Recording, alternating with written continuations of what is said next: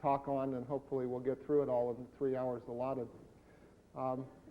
I didn't bring a single slide on histopathology. We're just going to strictly work at the gross level. I assume this exercise is to familiarize you with the appearance of gross lesions in laboratory animals. And in that process, we're eliminating probably many of the major diseases of rats and mice, which are often viral diseases, which are often clinically mild or silent and certainly don't have gross lesions, but nevertheless, they're very significant in terms of their research usefulness. And don't take this lecture as being an all-inclusive course on laboratory animal pathology. It takes a lot longer to do that. Okay, let's go with the first slide. I think, is this the pusher here, or is it another one? One with the wire. Oh, this one. All right, we'll start with the mouse. And just as a brief introduction, there's 3 different colors of mice here. And you have to remember always when working with the pathology of mice that disease manifestations are very much genotype dependent in mousedom. Certain neoplasms appear only in some strains of mice and not others. Certain disease conditions such as amyloidosis occur in some strains but not others. Different strains of mice respond differently to different infectious diseases, and someone that's working in pathology of laboratory mice needs to be cognizant of this in the background of their minds. Okay, just briefly going through some lesions, not lesions, but normal findings. This is melanosis of the spleen. You can see the capsule has pigmentation. This is a normal finding in some pigmented strains of mice, such as the C57 black. This is a condition known as barbering, and mice housed together develop vices, and they may chew the fur of one another so that the subordinate animals develop different patterns of hair loss. This is another pattern in which the vibrissae are missing. And generally what you see is a cage full of animals in which all of them have missing hair except for one, so that there's a bunch of barbaries and one barbereur within the cage, and it has to do with dominance and social order. This is another condition of certain strains of mice. It's an alopecia of unknown origin. It occurs in C57 black animals, and this is very frequently seen as an incidental finding. These are fight wounds. This is a Balb C mouse, but many other strains of mice also, the males fight rather savagely with one another. And if they're not grown up together as siblings or cage mates from young, then, or if they're put together as adults, adult males will fight to the death oftentimes, and you'll see lesions like this. Part of the differential diagnosis certainly would be diseases such as mousepox or ectromelia. This is ringtail, in which there's an annular constriction of the tail. It may occur anywhere along here. This is due to low ambient humidity. We see it in the winter months, particularly in the northeast, where it is dry and cold in the winter. And it is exacerbated by higher temperatures and so on in the room. This is an exaggeration of that condition. This is a nude mouse. These animals lacking fur are quite susceptible to dryness of the skin and so on, and this animal has dry gangrene of the tail and the feet. This essentially is part of the same process as ringtail in a regular mouse, in which it's quite severe in the athymic nude mouse. Again, one has to differentiate this from ectromelia, in which there may be amputation by dry gangrene of the limbs or digits as well. This is an example of a genetically determined disorder. This is congenital ichthyosis in a mouse, and there are strains of mice with different diseases. Jackson Laboratories has hundreds of them, and a lot of them are frozen away in liquid nitrogen and so on that have certain genetically determined disease patterns. Not something you'll run into in a regular mouse facility. Okay, getting into things that might be considered lesions. This is mineralization of the epicardium of the heart. Certain strains of mice, such as the Balb C and the DBA mouse, are prone to this. You see this occurring in pre-weanling age. It's not a function of disease in terms of dystrophic mineralization or anything like that. It is simply a finding that you encounter, and it begins very early in life. This is atrial thrombosis, a phenomenon that occurs not too regularly in mice. We see it very frequently in hamsters, and it can lead to problems, as you would expect from heart failure and so on. This is internal hydrocephalus. Certain strains of mice are prone to hydrocephalus, and you may encounter this.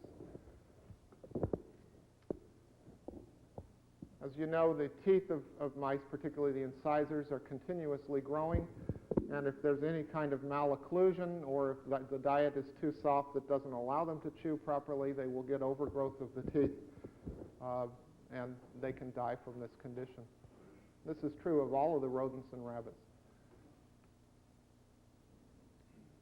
Polycystic disease of the kidneys, again, is somewhat of a genotype-dependent phenomenon, and you may encounter this to varying degrees in mice. This is hydrometra or mucometra, however you want to look at it. These animals are not normally cycling. They're not going to become pregnant, but you may see this when you order a bunch of pregnant mice from a vendor, and they will assume it's pregnant because its abdomen is large and they palpate a big uterus. And on occasion, you'll come across a mouse like this within the group.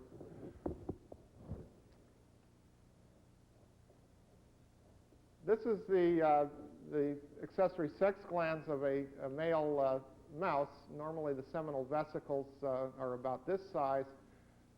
Again, C57 black mice, it's a genotype-dependent phenomenon. As they age, get very large seminal vesicles.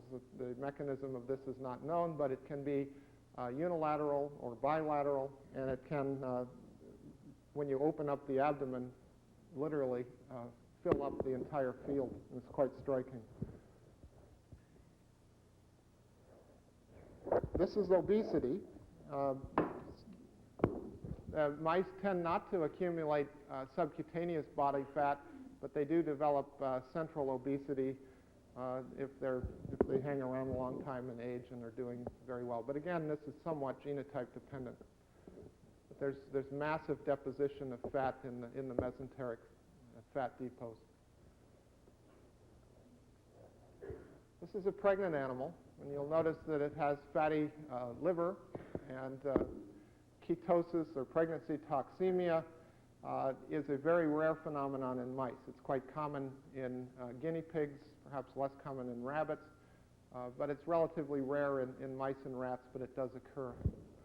Again, certain strains of mice, such as the Balb C mice, are prone towards very fatty livers.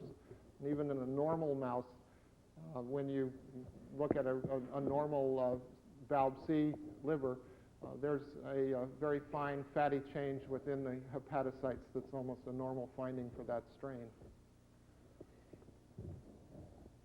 These mice are live, but they're obviously flat out, and they have a hepatoencephalopathy.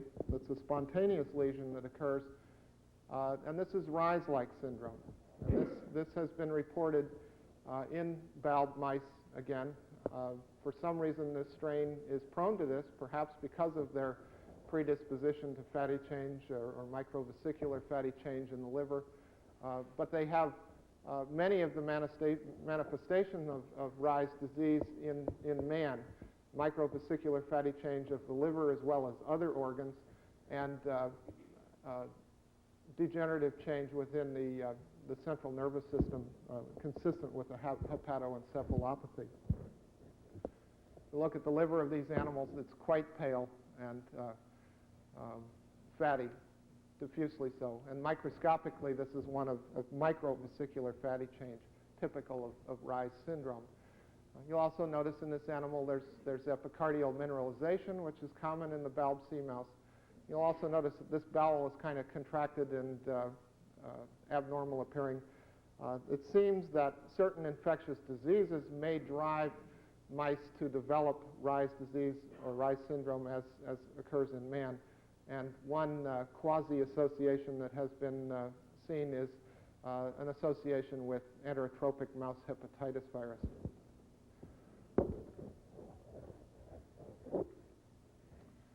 Getting into tumors, this is the lung of a mouse with a large bronchoalveolar adenoma. These are very common in some strains of mice, probably getting tired of me saying that. But again, the Balb C mouse is quite prone to this. And this is actually used as a model system of pulmonary carcinogenesis. Certain chemical carcinogens will increase the prevalence of this. Certain treatment modalities will decrease the prevalence of it, and it can be used kind of as an indicator of effect. Certain strains of mice are quite susceptible to hepatocellular neoplasia. It depends on your perspective whether this is nodular hyperplasia or hepatocellular neoplasia. Certainly, these do go on to carcinomas with metastases to the lungs. And this is a quite common finding in strains such as the C3H as they age. This is the bottom of the brain. It has a very large congested or hemorrhagic fleshy mass.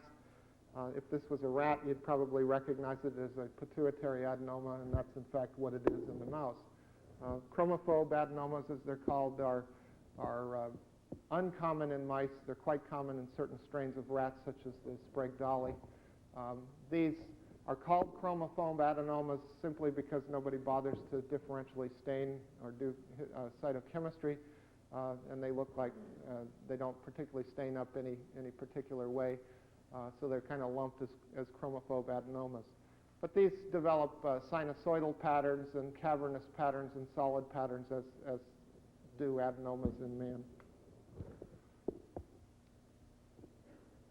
This animal has a rather large swelling that's retroorbital, and this is due to neoplasia, and a number of things might come to mind in your differential. Certainly lymphoma would be one, perhaps an abscess behind the eye. But in this case, this animal has a Harderian gland adenoma, and these are relatively common tumors in aging mice.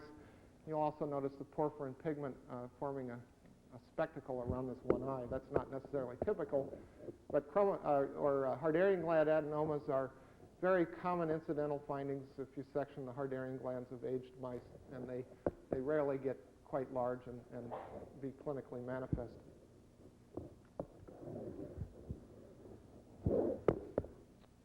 This is a Zimbel gland tumor, and a number of rodents have Zimbel glands, and you may not know it, but Zimbel glands are sebaceous-squamous glands that are found in the subcutis adjacent to the ear canal, and they communicate into the external auditory meatus via little ducts, and they secrete into the auditory canal. They can develop into tumors, first as benign sebaceous-squamous tumors, and then onto squamous cell carcinomas. They're quite common in rats and less common in mice, but they often are ulcerated and exophytic in character, but that is the typical location and appearance for an advanced Zimbel gland tumor. That's capital Z-Y-M-B-A-L.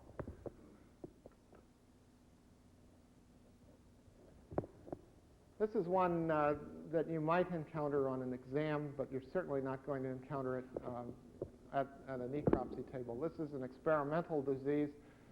This is thymic virus, mouse thymic virus. It's a herpes virus, and it's called thymic virus or thymic necrosis virus or thymic agent or whatever term people may use, because when it is inoculated into neonatal mice, it produces involution of the thymus, and it has a selective tropism for T cells, and so that's what you'd expect. This is a control animal with normal appearing thymuses, and these two animals have thymic involution due to the virus.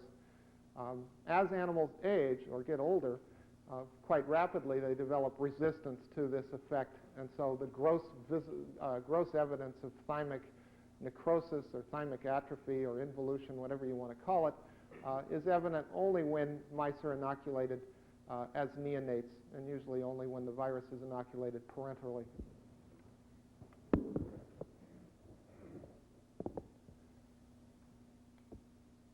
This is a tumor mass in the neck, and again, your differential diagnosis could include abscess or lymphoma, which are quite common in mice, or salivary gland tumors.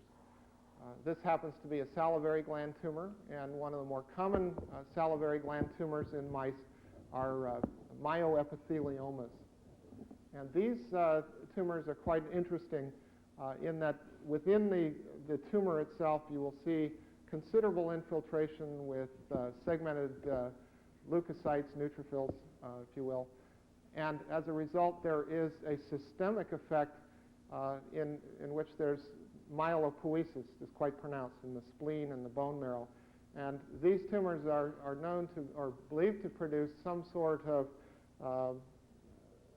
trophic hormone or chemical which stimulates bone marrow. And indeed, they do develop a leukocytosis, not only simply because of infiltration into the tumor, but it's a generalized phenomenon.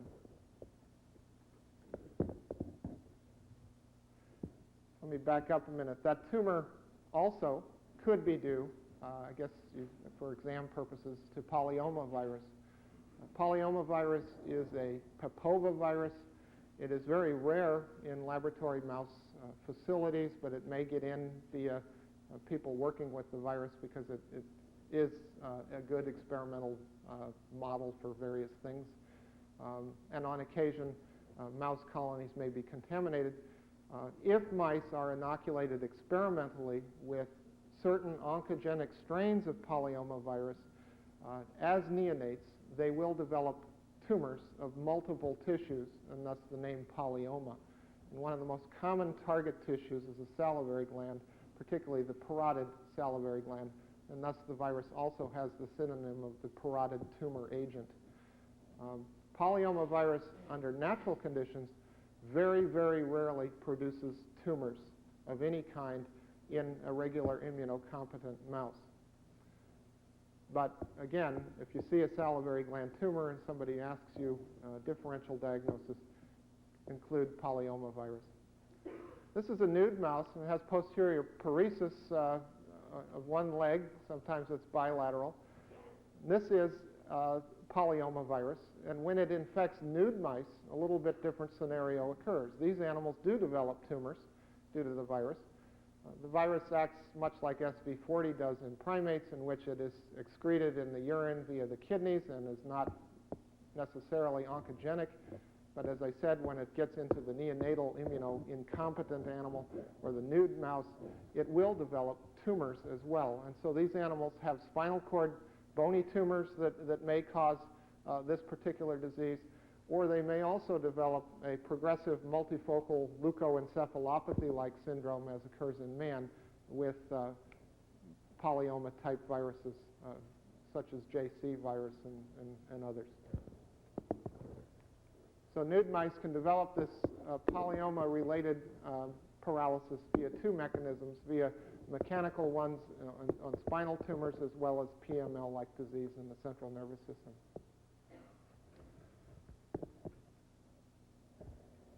This animal has a short tail. And again, your differential diagnosis could include trauma, or some scientists may mark his animals or her animals with clipping the tail. This is a very common practice that you'll see with transgenic mice, because to determine whether the gene has been incorporated into the genome of the mouse, they have to extract DNA, and they usually do that by clipping off the end of the tail of the mice and testing the tail DNA. And so a lot of transgenic mice are evolving in this world today, and they're running around with short tails like this. However, one of the important differential diagnoses is ectromelia, or mouse pox.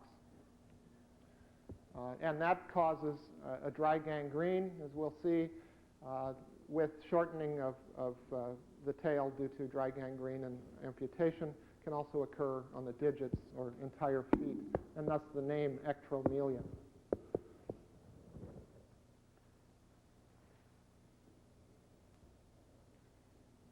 The The virus is called ectromelia virus. The disease is called mouse pox. But this is an example of an acute, fulminant, disseminated mouse pox or ectromelia virus infection. And the diagnostic features here are one of a severe multifocal hepatitis. And you'll also notice that this spleen is pale with also necrosis there. Normally the spleen is a nice mahogany color in the mouse.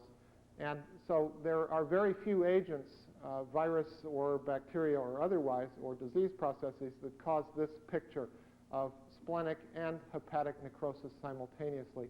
And that's fairly diagnostic of mouse pox in the acute phase.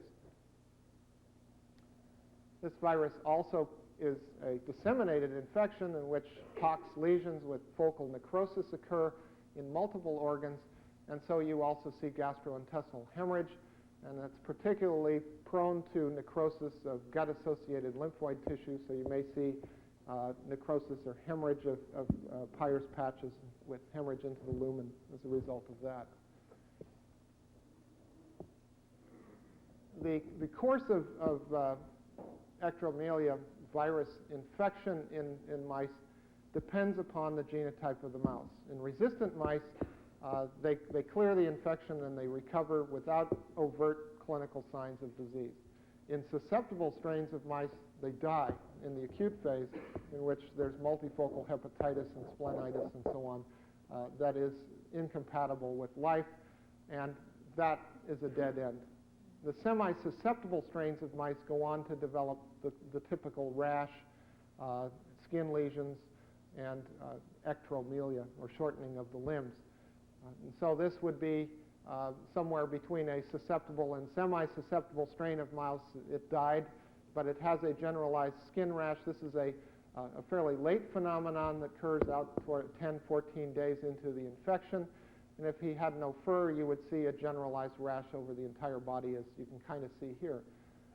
A number of features need to be pointed out here. You can see the feet are swollen, and these, if this animal were to survive, would probably undergo dry gangrene with amputation, as would the tip of the tail, and thus you'd have shortening of the tail. The nude mouse has, you're probably going to, or have, or will see pictures of nude mice with pock-like lesions on the skin. They're obviously much easier to examine in terms of the generalized rash phenomenon.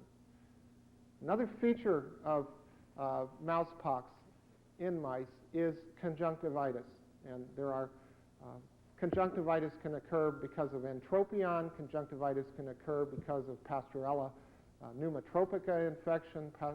Conjunctivitis can occur from dusty bedding, a number of reasons, but it can also occur with mouse pox, and that should be included in your differential. In animals that develop disseminated ectromelia infection and survive, they have considerable necrosis of the spleen. They recover from that, and there is considerable scarring. And so you get these fibrous bands within the spleen. And this is a pathognomonic lesion. There is no other thing that does this. If you see this on a gross exam, it is a recovered animal that has had experience with mouse pox.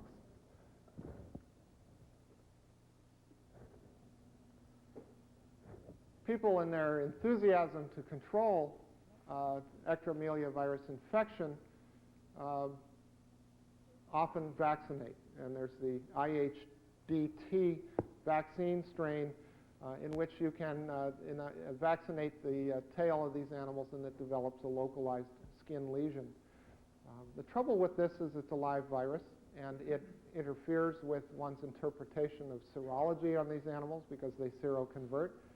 You cannot, with any degree of accuracy, differentiate the vaccine strain from the wild-type virus in spite of what people claim. And so it really muddies the waters, and we don't really know how this vaccine strain acts in all genotypes of mice, and particularly not in incompetent animals such as nude mice.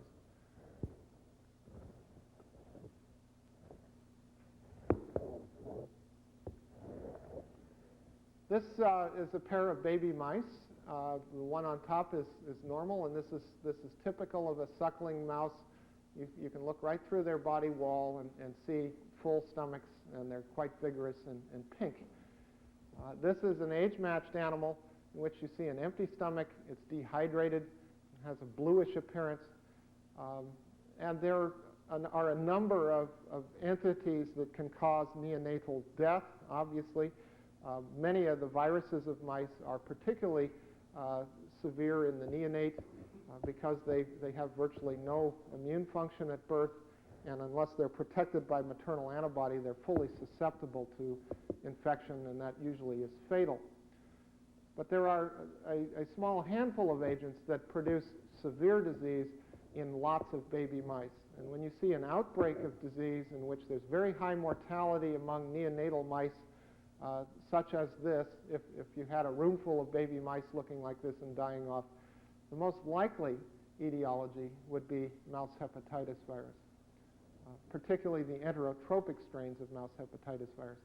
Mouse hepatitis virus is a coronavirus, and like coronaviruses of other species, it has either primary respiratory tropism and spreads from mouse to mouse in that way, and is an innocuous infection like the common cold.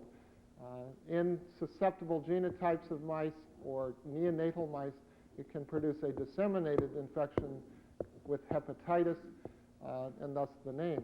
However, there's other strains of the mouse coronavirus which are enterotropic, and you're familiar with enterotropic coronaviruses of swine and a number of other species. It acts in a very similar fashion with villus atrophy, if you will, malabsorption, and high mortality. So this is an example, in actuality, of enterotropic mouse hepatitis virus. Highly contagious, highly fatal, and quite devastating in terms of a breeding colony when the virus is first introduced for the first time. When the virus gets into mouse pups that are a little bit older, pre-weanling age, they develop diarrhea. We can see this mustard-colored feces and also kind of staining of the fur with steatorrhea. This steatorrhea has been called oily hair effect, and in the literature, oily hair effect is reputed to be caused by reovirus 3. That certainly should be on your differential diagnosis, but oily hair effect occurs with any kind of diarrhea of mice, and it's simply a function or symptom of malabsorption. And so oily hair effect occurs with enterotropic mouse hepatitis virus. It occurs with rotavirus of the mouse, and the rotavirus in mice is called epizootic diarrhea of infant mice, and other diarrheic entities in mice.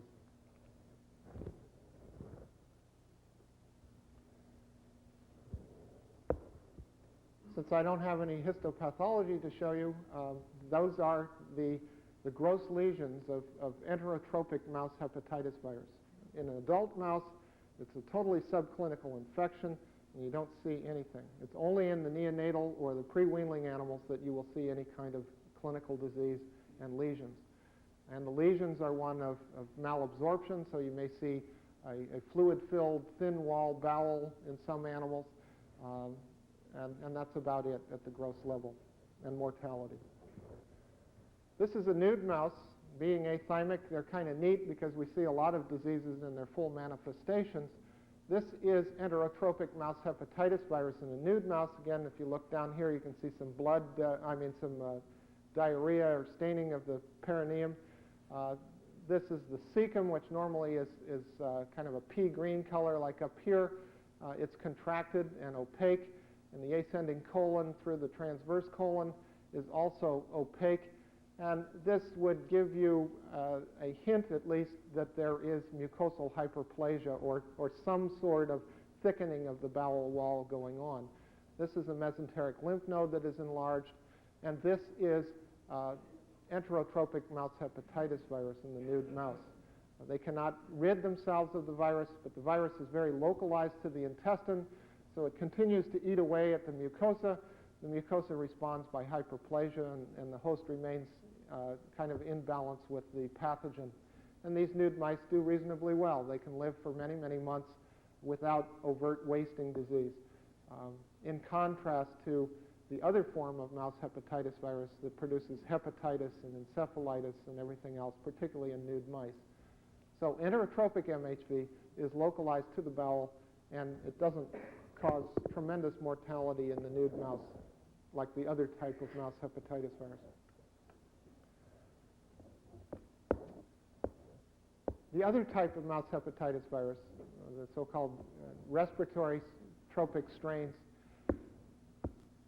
act very differently. And these are the strains of virus that people know the most about. The prototype strains of mouse hepatitis virus that we hear about, MHV JHM and MHV A59 and MHVS and so on, are all of this respiratory type. And in an adult, immunocompetent, resistant animal, they replicate in the nose and they spread from mouse to mouse that way as a subclinical or mild infection. In certain genotypes of mice or in infant animals, the infections become disseminated, and these viruses are non-selective. They infect the liver, they infect the spleen, they infect the bone marrow, they infect the brain. It's a disseminated, non-selective infection, and they develop mortality or disease or runting as a result. And typically you will see a cage full of animals in which some of them are runted and others are not. These are all age-matched animals. These two mothers produce their litters simultaneously, and they're sharing the nursing responsibilities. But some of them are more severely affected than others. This one with the splayed legs is manifesting central nervous system disease. Others do quite well. It's a relatively innocuous virus compared to the enterotropic virus that really cleans house on infant mouse populations. So in a susceptible genotype, such as a BALB-C mouse, you see multifocal hepatitis. And there's a lot of causes of multifocal hepatitis in the mouse. That includes mouse hepatitis virus. It includes disseminated cytomegalovirus. It includes ectromelia virus. It includes bacteria such as Salmonella, Tizer's disease. There's a long list. We'll kind of go through many of these today as we go along, but try to keep in mind that focal hepatitis is a multi-caused lesion in mice. Some of these viruses, some of these mouse hepatitis virus strains are neurotropic, and they can get into the brain via dissemination in the bloodstream, particularly in neonatal animals, or they can also enter the brain directly via the olfactory pathways. They replicate in the nose, they replicate along the olfactory nerves, get into the olfactory bulbs, and then produce encephalitis and demyelination. This animal has encephalitis. Typically, the tail is curved up and arched over the back. His feet are splayed because of vestibular problems, and his head is turned back. This one has posterior paresis, and this can be due to demyelination or due to neuronal lysis, both of which occur with mouse hepatitis virus. Perhaps the more common cause of this disease or this lesion or sign, posterior paresis, would be mouse polio virus, and we'll talk about that one in a little while.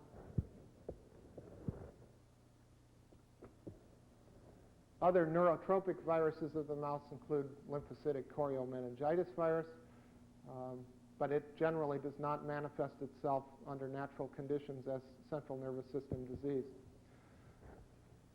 This is a nude mouse with disseminated mouse hepatitis virus infection of the non-enterotropic or respiratory type. It has hepatitis, and the spleen is quite large, and these two lesions in the nude mouse are fairly diagnostic of mouse hepatitis virus. And notice the spleen is not pale, it's not small, but it's large, and that enlargement is due to extramedullary myelopoiesis because the virus eats bone marrow, and the spleen is a bone marrow organ or a blood-forming organ in the mouse through adulthood.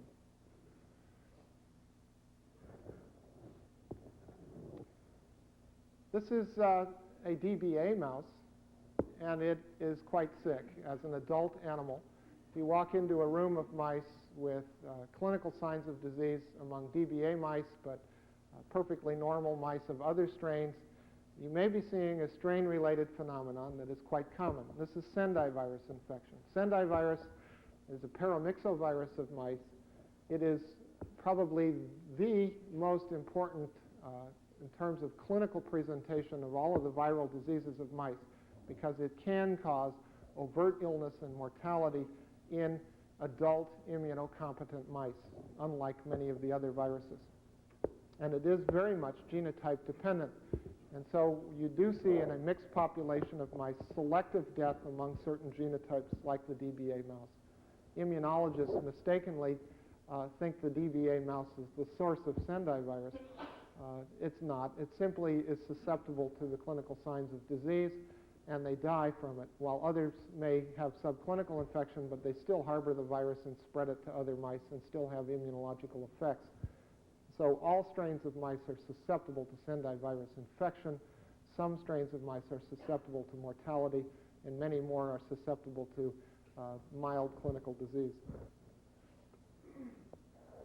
The gross findings of Sendai virus are rather nonspecific, but they consist of a plum-colored consolidation of the antroventral areas of the lung. Certainly a number of pathogens can do this, particularly gram-negative organisms, but in the mouse, gram-negative pneumonias are relatively rare. And outbreaks of pneumonia in which you see this rather clean consolidation of the antroventral lung is fairly diagnostic of Sendai virus infection. These are the lungs of two strains of mice, the DBA mice that have this fairly extensive pneumonia involving almost all of the lung, and a more resistant strain of mouse, the C57 black mouse, in which there's patchy areas of consolidation. In this case, it's not in an antroventral distribution.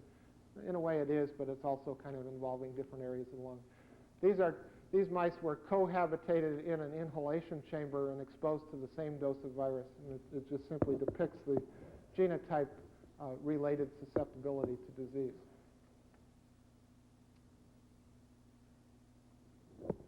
This is a nude mouse again. And nude mice cannot rid themselves of just about any virus, so viruses in general are a problem to the nude mouse.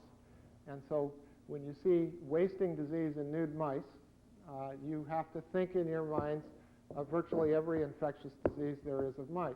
Obviously, the most common infectious virus of mice is mouse hepatitis virus, and MHV wasting disease is a very classic and common phenomenon in the nude mouse.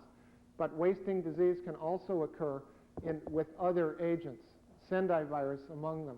So this animal is in here to represent chronic Sendai infection in a nude mouse. Another virus of mice, known as pneumonia virus of mice, PVM, is also a paramyxovirus. It is very innocuous in mice of regular types of mice, even in infant mice. But when it infects nude mice, it produces a progressive, unrelenting pneumonia that causes wasting and eventual death as well. So we've got mouse hepatitis virus, we've got Sendai virus, we've got pneumonia virus of mice as possible causes of wasting disease. There's several others, but those three are at the top of the list. Polyoma virus, we've seen also as a problem in nude mice, but it's extremely uncommon in mouse colonies, so you're not likely to see it. Mouse hepatitis virus, Sendai virus, and PVM are very common in mouse colonies, and you're likely to see them in nude mice. Okay, this is a lung from a nude mouse with Sendai virus infection. It's very different from what you see in an immunocompetent animal. These lungs kind of are firm and meaty and stand up. They do not deflate. It's a chronic progressive interstitial pneumonia. Part of the differential diagnosis again then would be PVM, but another very common cause of a lung like this in nude mice is pneumocystis carinii. We'll show you an example of that, I think, later on in the collection. Pneumocystis is fairly common in nude mouse stocks in the United States. This is is a well mouse with posterior paresis, and it represents a spontaneous case of mouse polio. Mouse encephalomyelitis virus is the more appropriate name for the viral agent. There's a number of strains. Some strains are neuronolytic, others tend to produce demyelination, and they kind of overlap, and so there's, for the common man, you certainly don't need to differentiate one strain from another. Generally, in a mouse colony situation, these viruses replicate in intestinal epithelium and are rather chronic or persistent infections in the intestine. They do not produce any discernible lesions microscopically or otherwise. They're just kind of in the apical cytoplasm of scattered enterocytes, and they're shed in the feces. And in some animals, the virus manages to get into the bloodstream and develop infections of the central nervous system. And these infections are persistent infections which go on to produce neuronal lysis and demyelination, both a direct effect of the virus as well as an immune-mediated demyelinating phenomenon. The central nervous system disease is very rare. 1 in 5 or 1 in 10,000 animals may manifest this particular presentation. While in some outbreaks you see a lot of it, others you see none of it. So it's a very variable clinical presentation. But it is probably the most common cause of posterior paresis. But again, your differential diagnosis list needs to include mouse hepatitis virus. Okay, these guys, one is normal age-matched animal, another one has this oily hair effect and diarrhea. In this case, this is rotavirus infection, or epizootic diarrhea of infant mice.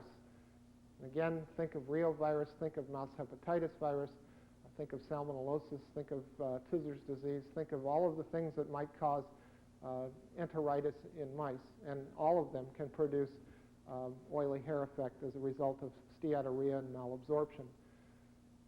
Epizootic diarrhea of infant mice is a rotavirus that produces very mild lesions, if any at all. Microscopically, you're not going to see lesions, or if you're very lucky and are very careful about preparation and fixation of your tissues, you may see some lesions, but they're very mild lesions. But the virus causes a physiological effect on infected enterocytes, and the major cause of the clinical signs and lesions is malabsorption. And these animals have a pot-bellied appearance, diarrhea, and runting, which they usually recover from and go on to catch up with their peers. In contrast to the coronavirus, or enterotrophic mouse hepatitis virus, Edam-infected mice are not sick. They continue to suckle. You can see this rather boggy appearing dilated bowel, which is indicative of malabsorption. There often is overgrowth of Escherichia coli, which is not a normal inhabitant of the bowel of mice, and it is kind of an opportunistic in the face of both of these mouse hepatitis and rotavirus infections.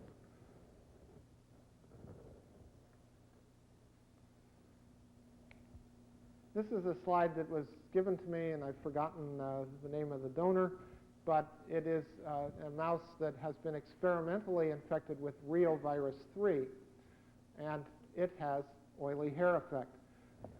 So in the literature, reovirus 3 is reported to cause this particular syndrome in mice, but that's questionable whether that is true or not, because those studies were done on microbiologically undefined mice, and when they tried to reproduce the disease in germ-free animals or barrier-maintained animals that were free of other pathogens, oily hair effect did not occur. And descriptions or examination of the early descriptions of reovirus 3 essentially described mouse hepatitis virus. So these early experiments were probably contaminated with mouse hepatitis virus. So we really don't know if reovirus 3 actually produces oily hair effect, but you have to know that if you're going to take an exam on lab animal pathology.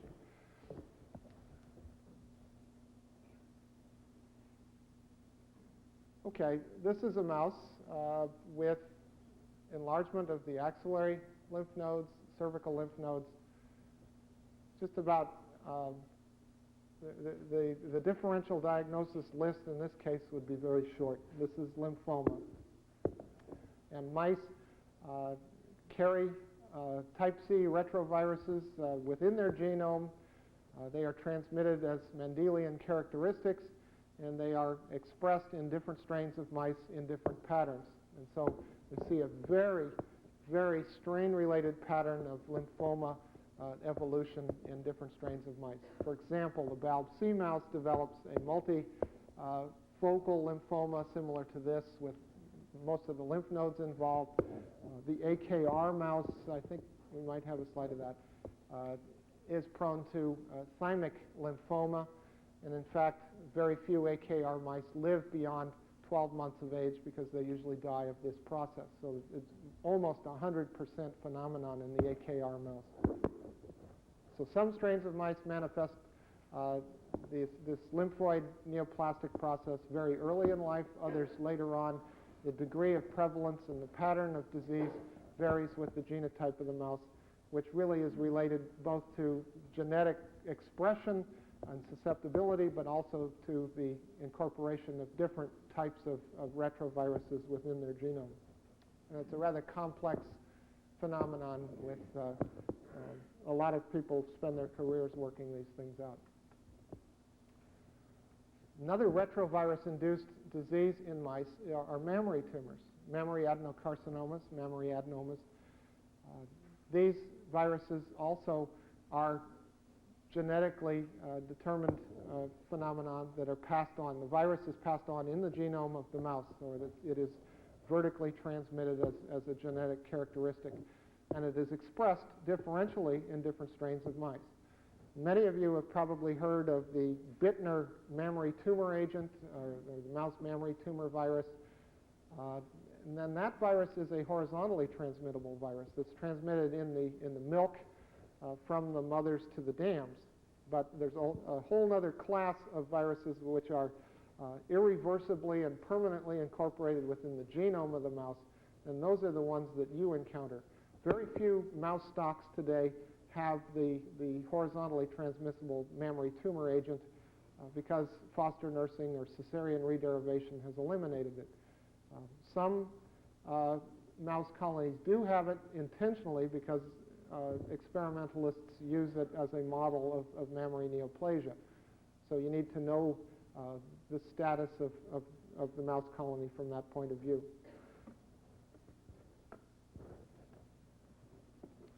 So these tumors are often multifocal, involving different mammary glands.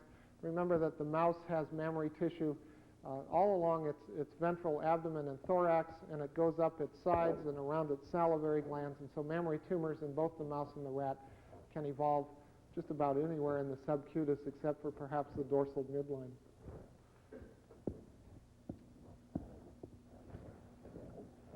Okay, this is not a nice slide. This is a big gooey mass of intestine. I couldn't tell you what we're looking at. But this is, again, multifocal hepatitis. In this case, it's Tizer's disease. Bacillus piliformis is a common agent in multiple species that may or may not produce disease. But when it produces disease, it generally produces, ideally, hepatitis, sometimes myocarditis, and certainly always some sort of intestinal lesion, because that's where the agent enters and gets in. And so in the case of the mouse, the colon and the cecum are the targets, and so you may see grossly a necrotizing typhlocolitis or some hemorrhage, but more obvious would be the hepatitis. But ideally, in the perfect diagnostic case, you would want to see a triad of enteritis of some sort, of hepatitis and myocarditis. This is a mouse with rectal prolapse. Rectal prolapse can occur via a number of mechanisms, any kind of chronic enteritis or irritation, certain chemical carcinogens such as dimethylhydrazine. But the most common cause of rectal prolapse is a gram-negative bacterium called Citrobacter freundii. And this bacterium is a transient infection that produces a syndrome called transmissible murine colonic hyperplasia. And this bacterium attaches to the surface mucosa of the descending colon and also in the cecum, and it produces a transient and intense hyperplasia of the mucosa. And so if you take a whack out of the middle of the colon or middle of the small intestine, you're going to miss it. And maybe parenthetically, I should say, if you are involved in laboratory rodent diagnostic pathology, consider every level of the intestine as being a separate organ, because there are pathogens that involve the duodenum, there are pathogens that involve the jejunum, there are pathogens that involve the ileum, the cecum, the ascending colon, and the descending colon selectively. And unless you look at each of those levels microscopically, you're going to miss an awful lot of infectious diseases in mice. In this case, then, the causative agent, the home ground is invariably the descending colon, and oftentimes the very, very end of the descending colon near the anus. It also may involve the cecum, but not always. So here we have age-matched animals. This one's runted, and in this case he has contracture and thickening of the wall of the cecum in contrast to this normal cecum that has this normal translucency and pea-green ingesta within. This is transmissible murine colonic hyperplasia too, but it involves the cecum. Okay, this is an affected colon and cecum. This is a normal colon and cecum. Normally you can see fecal pellets through the wall of a rather thin colon. Here we have a contracted, empty, and opaque descending colon, and it goes up, in this case, up into the transverse colon, and the cecum is relatively normal.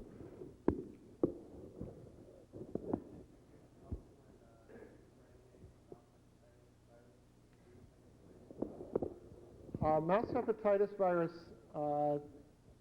in an adult mouse would not likely cause hyperplasia unless you were looking at a nude mouse, perhaps.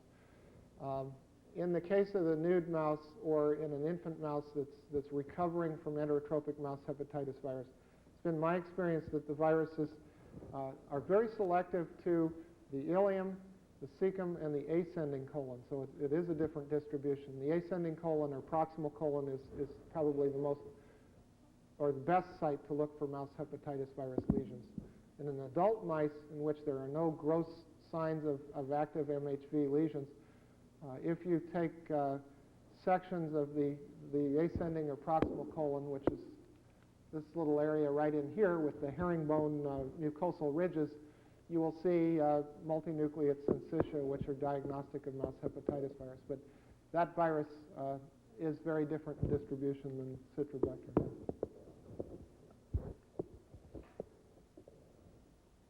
Okay, this is a mouse with conjunctivitis. I guess first you'd panic and think of ectromelia, and then you'd eliminate that and think of the more obvious. In this case, this is Pasteurella, Pasteurella pneumotropica, but other bacteria can come along and do that. This animal has a hemorrhagic cystitis, and you can see the blood staining of the urine. This is not common, but Pasteurella can infect the urinary tract of mice and produce either pyogenic or hemorrhagic or various types of genitourinary lesions. This little guy has an abscess involving the prepucial glands. Mice have rather large glands around the prepuce, and these often become abscessed, and a very common isolate from that is Pasteurella pneumotropica, but also other bacteria obviously can cause it. Dermatitis in nude mice can be caused by Pasteurella pneumotropica too, but I think we're probably overemphasizing the importance of Pasteurella pneumotropica, and that usually it doesn't do anything, and the most common manifestation of Pasteurella pneumotropica is nothing. That it's kind of like normal microflora in mice. So I think it's more of an opportunist than anything else. And in severe combined immunodeficient mice inoculated with Pasteurella pneumotropica, we see no disease. And so I think that underscores its innocuous nature, usually. This mouse has been immunosuppressed by irradiation. And if animals are immunosuppressed, they can develop fulminant disease if they're actively infected, for example, with mouse hepatitis virus or cytomegalovirus. They'll go on to develop rather fulminant disease and die. But perhaps the most common cause of mortality and illness in irradiated or immunosuppressed mice is Pseudomonas aeruginosa. This is a bacterium that is in the zipper tubes of the water bottles. It can be kind of eliminated in that cycle by acidifying or chlorinating the water. But mice spread it from one another to one another via that zipper tube mechanism. And that's why lab animal type people like to acidify or chlorinate mouse water bottles.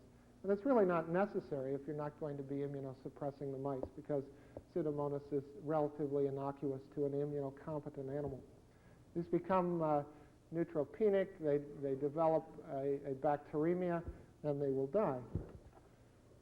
And if they survive and come back on you, you may encounter an occasional abscess in various organs as a kind of evidence of the past bacteremia that they had.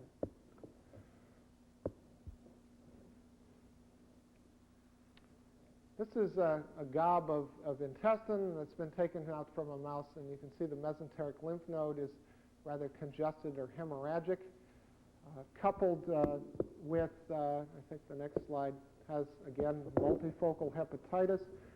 We are probably looking at salmonellosis in the mouse. And salmonella in the mouse, or the rat, or the guinea pig, or the hamster, or the rabbit, or any other species of animal is pretty much the same kind of enterohepatic cycle of infection.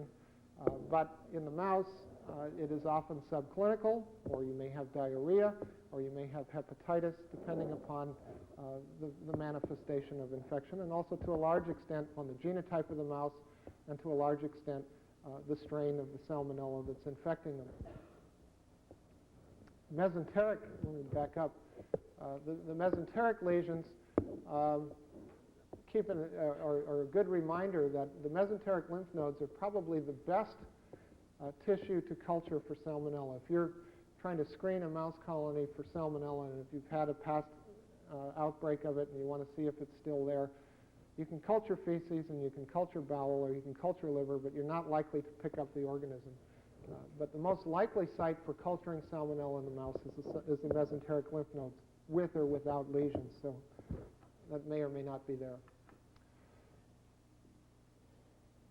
Okay, another bacterium of mice is Corynebacterium kucheri, and it produces little abscesses in the liver, in the kidneys, and in the lungs. And obviously you need to differentiate it from other bacteria that may cause multifocal abscesses, such as Pseudomonas in an immuno-incompetent animal. But Corynebacterium kucheri would certainly be on the top of the list if you saw lesions in the lung, the liver, and the kidneys. In the case of the rat, Corynebacterium kucheri most commonly infects the lung. In the case of the mouse, it most commonly infects the liver and the kidneys. Don't know why that is, but it happens. This little guy has ulcerative dermatitis. This can be brought on by fight wounds or whatever, but we often isolate pure cultures of Staphylococcus aureus from these lesions. Cause and effect has not been established, but it probably is at least in part driven by epidermolytic toxins from the Staphylococci.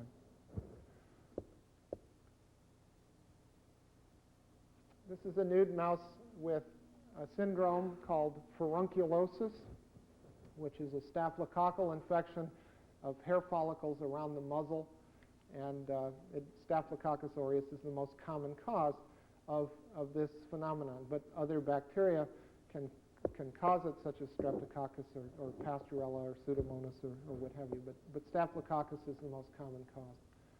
and it's a deep-seated abscessation of hair roots or hair follicles. And so we often see abscesses in the cervical lymph nodes in these animals kind of as a secondary effect. This animal also has mouse hepatitis virus. We used this half of the slide for previous.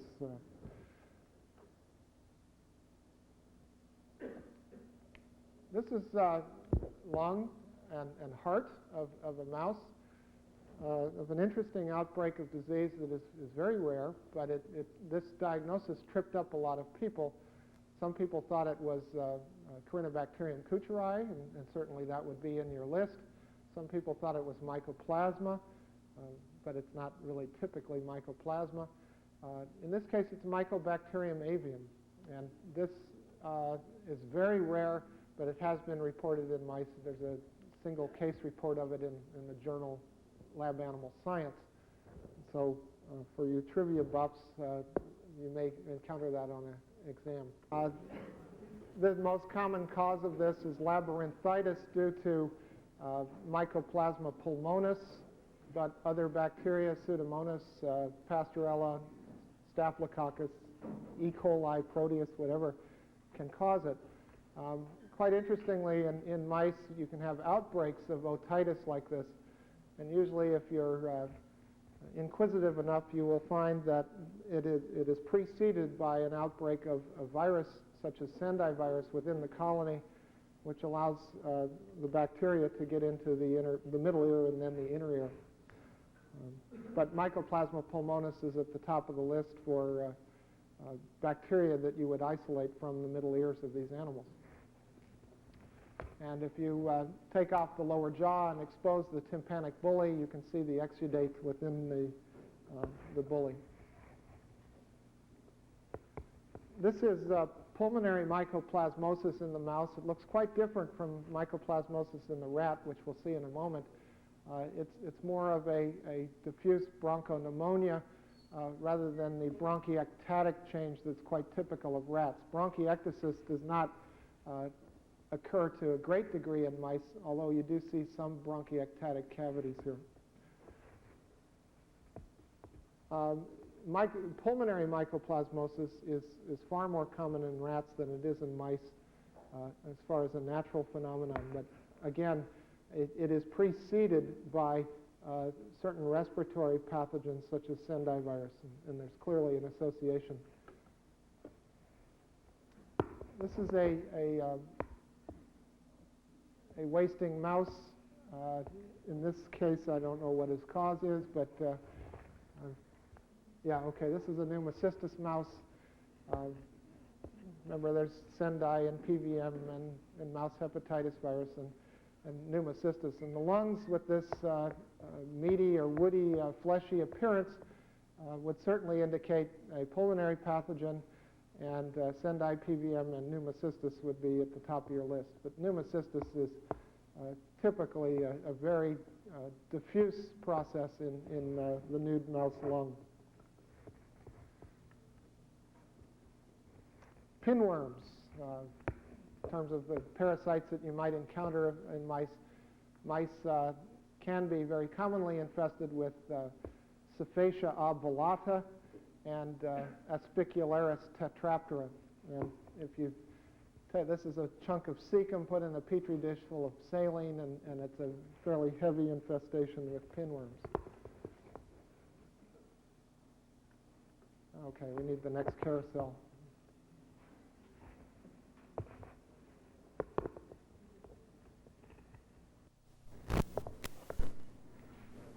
This is an odd one, but I just threw it in because it's gross pathology. This is Capillaria hepatica in a wild mouse.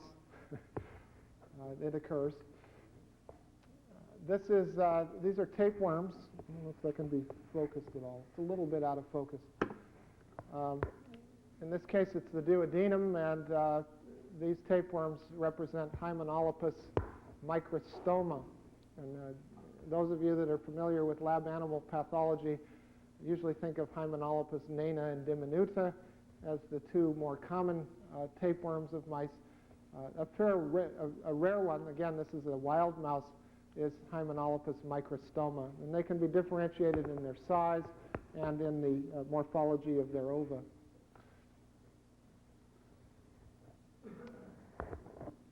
This one today takes a little bit of creative thinking. The xiphoid process has been cut off, and this little bleb here is a Cysticercus. Cysticercus fasciolaris is a rare finding. This happens to be a laboratory mouse that an investigator was getting sick of paying our per diem rates at the university, so kept them in her garage. And her pet cat, I guess, was the source of the infection. This is an ulcerative dermatitis phenomenon. It's really a hypersensitivity dermatitis. Mice very frequently develop hypersensitivity reactions to mites, M-I-T-E-S, and the most common etiology is myobia. Mice are subject to infection or infestation with three common species of mites: myobia, Radfordia, and Myocoptes. Myobia is the one that is primarily associated with hypersensitivity dermatitis.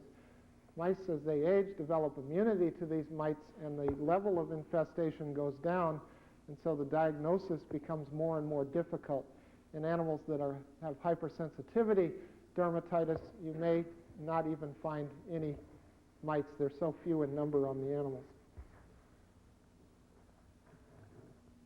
This is a young, unthrifty mouse that was suffering from a number of infectious diseases, and so he was not thriving. And as a result, he has an overload of a mite infestation as well. In this case, it's Myocoptes. Myocoptes tends to do this in young mice, produce fairly heavy infestations. But you can't tell one from the other grossly. Mite infestations in mice are usually mixed, and usually if you see mites and you look at one and say, aha, this is Myocoptes, if you look at another, you'll probably find Radfordia, and another you'll probably find myobia. So you keep looking. This is Radfordia, not because of its appearance, it just shows you that all three mites can be there.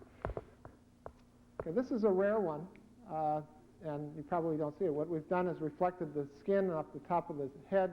These are the ears, and this little cystic structure visible from the underside of the skin, another one possibly here, is Saurogates simplex, a very rare follicle mite of mice, and it's not easy to see, and so we don't really know how widespread it is in mouse colonies. This happens to be a wild mouse in which it's relatively common in those populations. We don't have histology of that, so I can't tell you much more about it, but the mite generally gets into the hair follicle, and the follicles plug up and form keratinaceous cysts. Okay, on to rats. Rats come in three basic models. The albino rat strains, Sprague-Dawley outbred rats are probably the most common, but Wistar, a number of other strains of rats, inbred and otherwise, exist in the albino type. Most of our laboratory strains of rats are of North American origin. This is a brown Norway, and obviously it looks very much like the wild type rat, and in fact their genetic history is very closely linked to rats from the streets of Philadelphia, I believe, and their behavior is quite similar to the wild rat. They're not a terribly affectionate animal in terms of handling. And then the hooded rat, which came from the University of California at Berkeley, and many strains have evolved from them, is a strain between, or strains that were derived from albino Wistar stock crossed with wild rats caught in Strawberry Creek on campus at the University of California. And now we have inbred strains of rats such as Brattleboro and a number of other strains which are of various of these phenotypes, whether they be albino, pigmented, or hooded. Okay, this is a germ-free rat, and it has a very large cecum. This is a problem in germ-free animals that are cecal fermenters without benefit of microflora. their ceca become quite large. It's believed that the absence of the bacteria allows certain amines, neurogenic or neurotropic amines to affect the contractility of the cecum, and thus becomes quite large and in some cases kind of life-threatening. This is a problem in laboratory germ-free animals, and diets, this can be compensated partially with modifications in the diet. This is obesity. The older rats tend to get quite fat and quite large, and they do very well. They just sit around and eat. And yet there are strains of rats, such as the Zucker rat, which has a predisposition towards obesity, and this is a genetic trait that is purposely selected. Okay.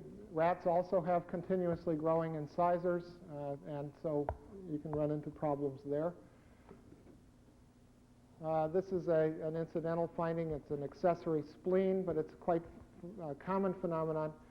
And I might add that accessory adrenal glands are very common in the mouse. You may get extra complete adrenals with cortex and medulla, or adrenals with just certain segments of the cortex, or various levels of completeness of the adrenal glands, and generally around the general vicinity of the adrenals. But in rats, accessory spleens are also common.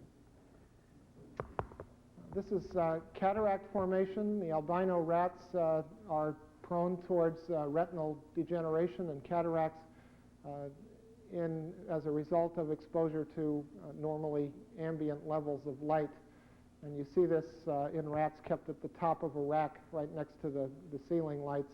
And the ones at the bottom of the rack are less severely affected. It's an aging lesion. Even with reduced light levels, it continues to be a problem.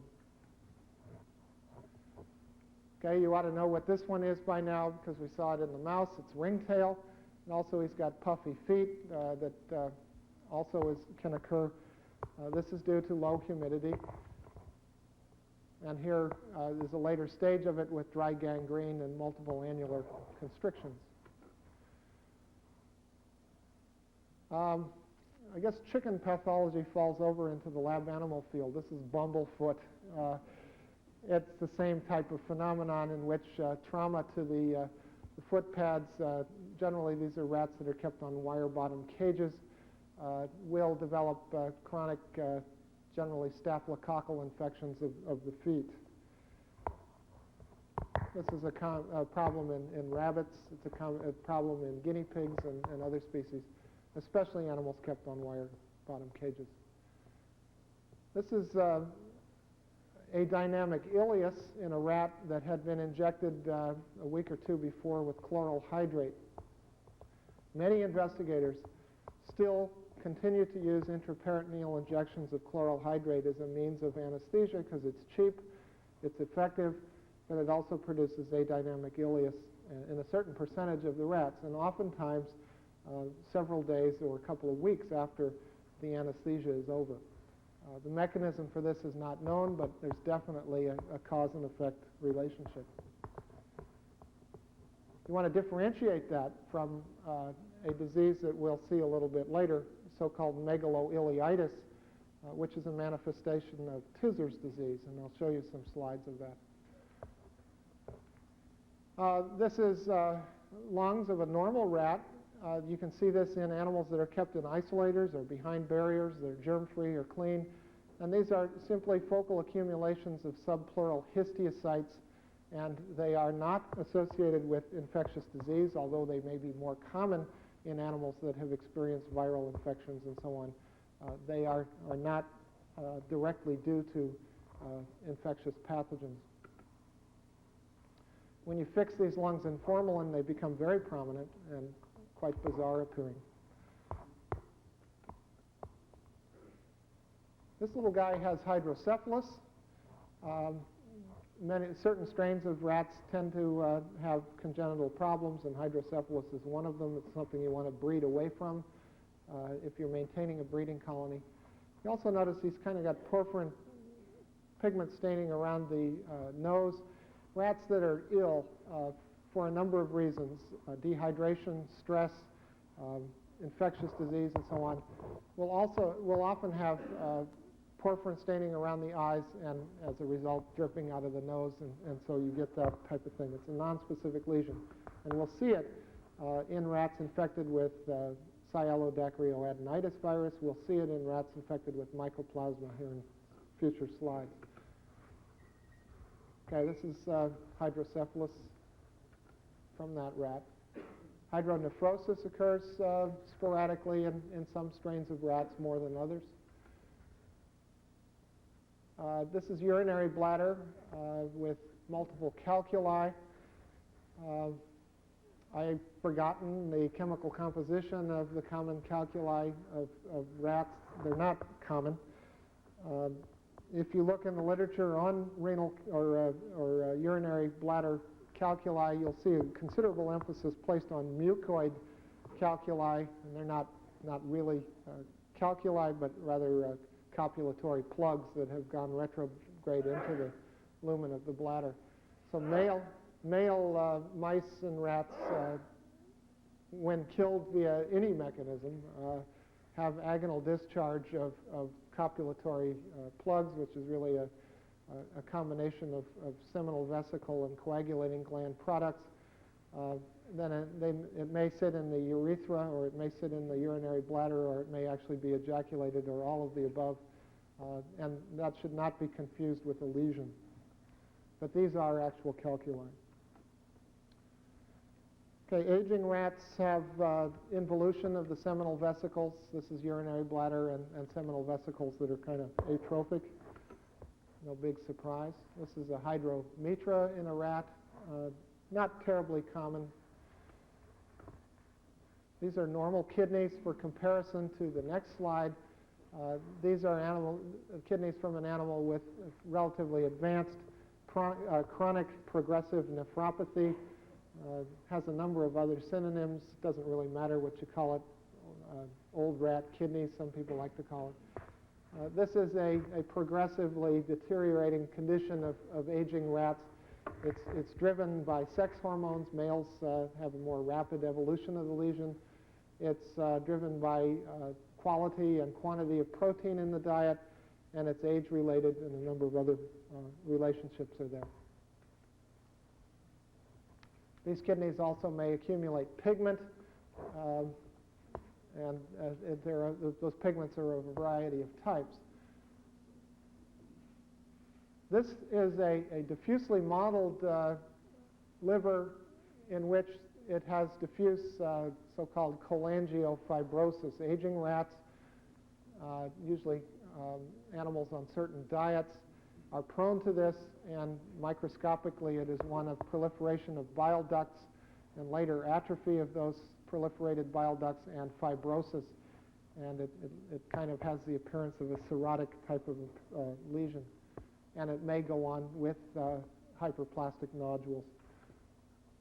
This is paleosis hepatis.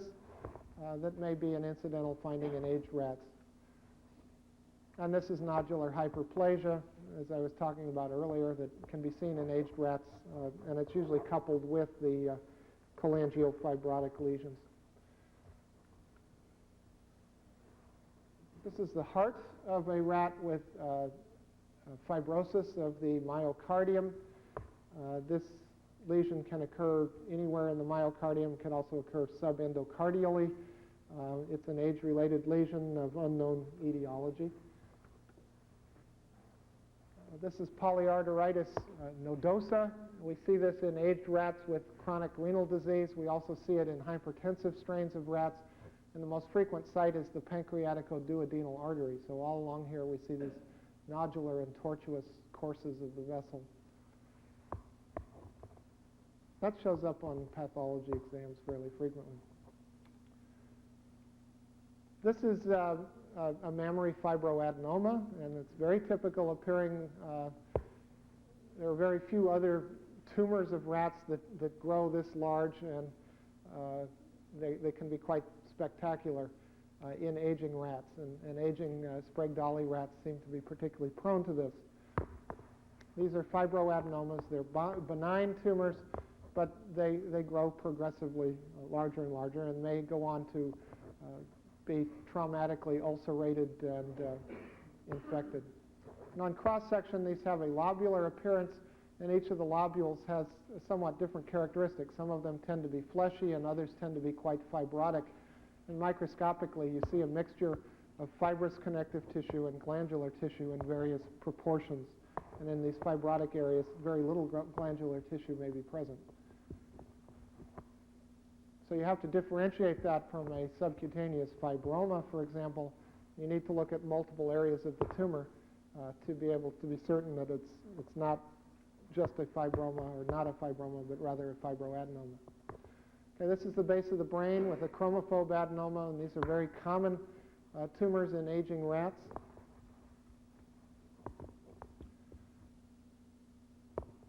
This, you should be able, if you're familiar with rats, be able to tell me, if I told you these were testes of an aged rat, you should be able to tell me what strain of rat it is, because it is the Fisher 344 rat, which develops 100% prevalence of interstitial cell tumors of the testes with advancing age. This is mesothelioma. This is a relatively rare tumor in any species. It's relatively common in the aging rat, but it's not terribly common. And it usually starts in the scrotal sac and spreads out into the rest of the peritoneum from there. So this is a rather advanced case with carpeting of the entire peritoneum.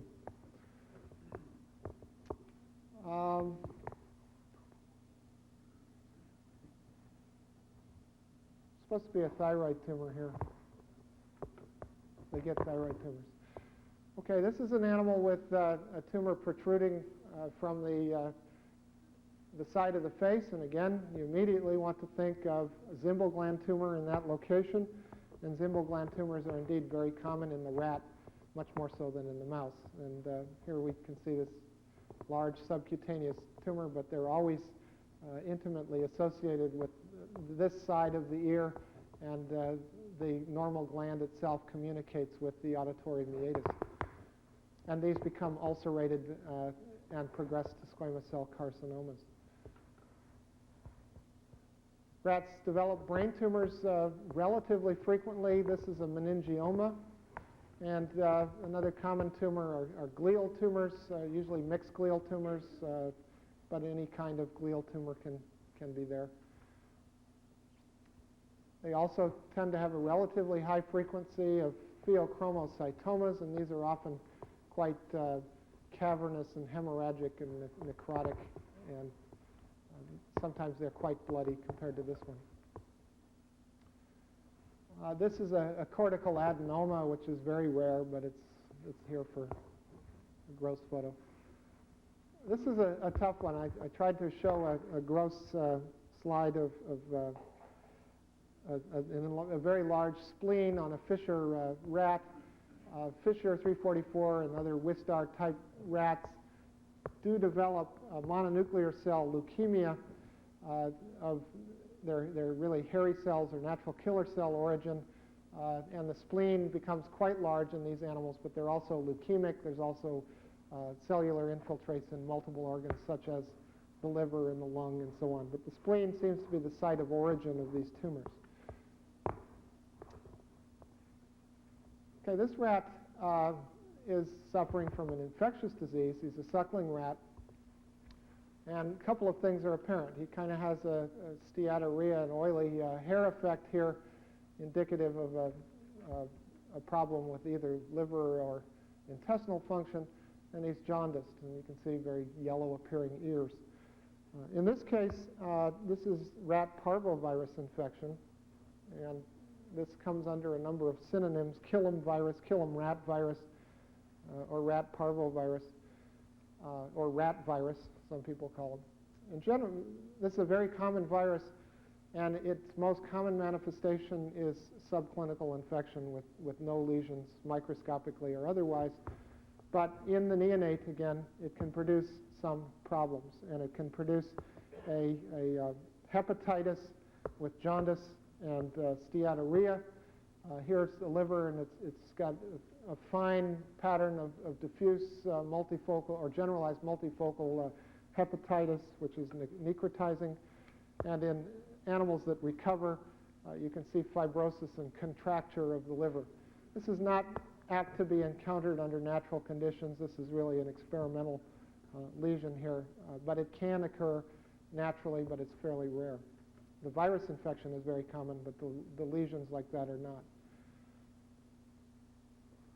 Okay, these two rats both are infected. This one particularly is jaundiced and runted, but you can see their feet are kind of splayed, and that's a good indicator clinically of CNS problems or vestibular problems in animals.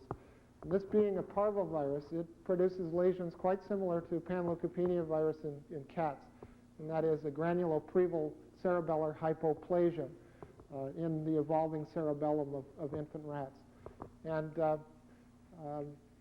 we can see in these animals cerebellar hypoplasia and hemorrhage that may be encountered to varying degrees.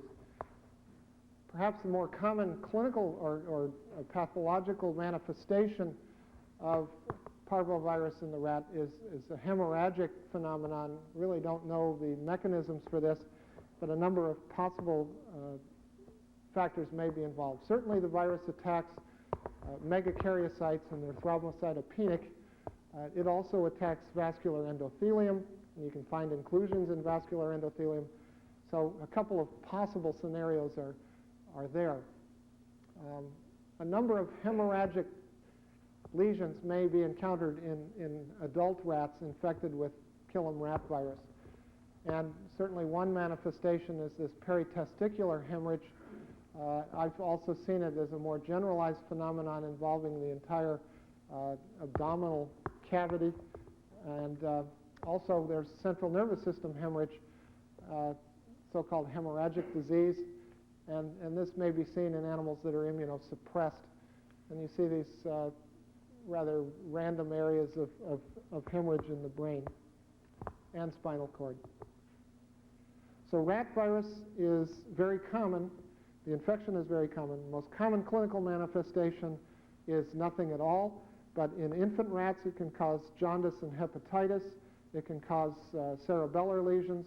It can also cause infertility and resorption of fetuses in the pregnant dam. And that's somewhat reminiscent of parvovirus syndromes in other species. Okay, this guy has a syndrome called sialodacryoadenitis. It is caused by a virus called sialodacryoadenitis virus, or SDA virus. This is a coronavirus of the rat, and it's highly transmissible from rat to rat, and you get outbreaks of it. And this guy shows it all. He's got epiphora and porphyrin staining around the eyes. He's got a drippy nose, and he's got edema of the ventral neck. And these are all classic pathognomonic lesions of acute SDA in the rat. If we excise the ventral neck, we see that the tissues are kind of gelatinous and watery in appearance, and that's characteristic.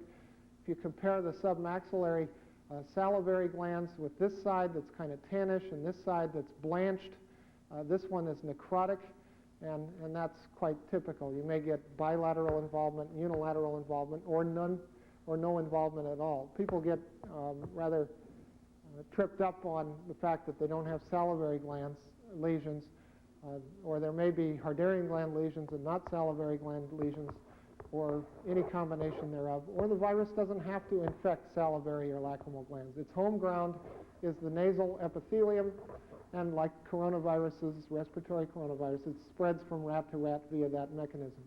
But it also can go to the salivary glands, it can go to the lacrimal glands, and it can go to the lungs. When it involves the lacrimal glands, these animals develop a very characteristic winking and blinking phenomenon, and they're very photophobic. And that's what this guy is representing here. They also develop a keratitis sicca as a result of malfunction of the lacrimal glands, and that's what this slide represents. as an extension of this phenomenon, the keratitis secca causes a inflammation that extends into the filtration angle of the eye. There may be hemorrhage and glaucoma, or hyphema and glaucoma, or megaloglobus, whatever you want to call it.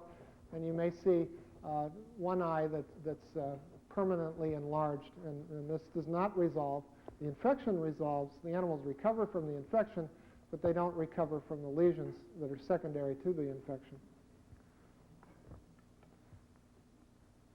This is a nude rat. Not that many people see nude rats around, and they're really ugly things, and they have varying degrees of nudeness. This is an RNU rat, and they may have a fair amount of body hair, others don't. They're not quite as nude in terms of thymic function or dysfunction as the nude mouse is, but nevertheless, they are immunologically compromised animals, and so as more of these things are around, we tend to see nude rat disease syndromes. And what comes to mind? What are the most common viral infections of the rat that might cause problems? Certainly SDA virus infection is one of them. And these rats do develop chronic pulmonary disease with the rat coronavirus, SDA virus.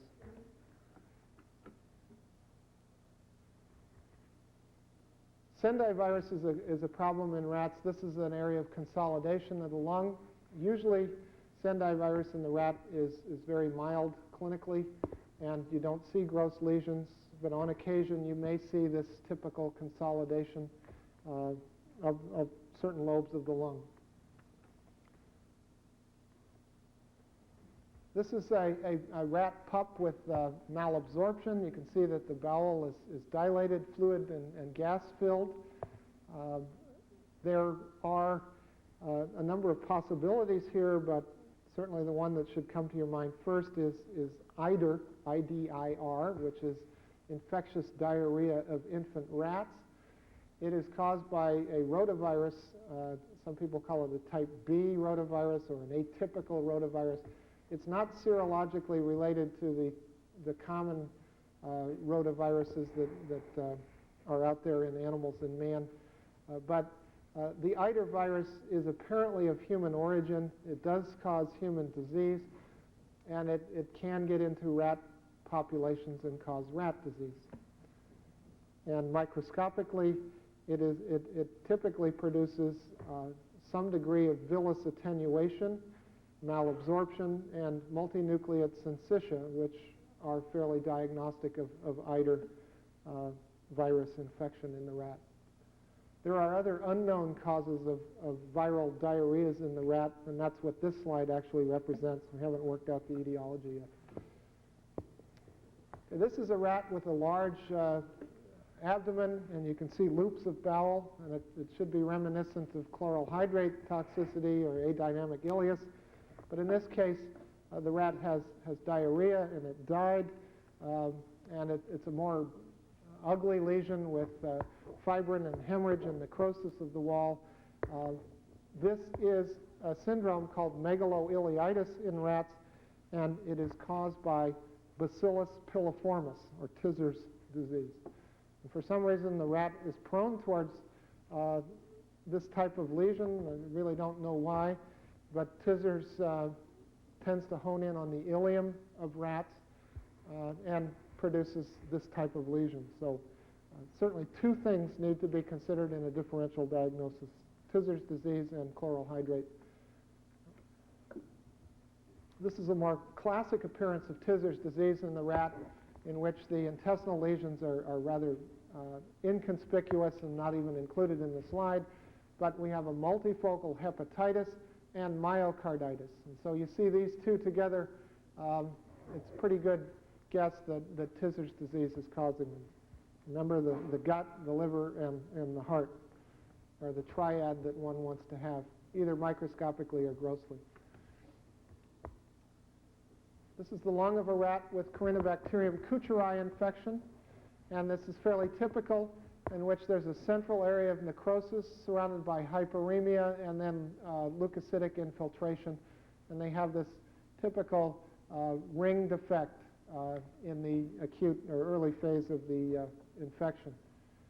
This is also called pseudotuberculosis in rats. It is more common in rats than it is in mice, and it still occurs in rat colonies today. It's one of the first infectious diseases of laboratory rodents that was ever described, going back to the 1800s.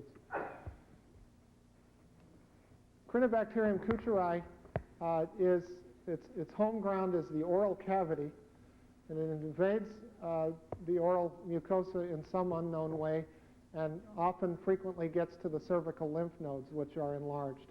It may not go any further than this. So if you culture the mouth, if you culture the cervical lymph nodes, you'll come up with Crinobacterium cutyri.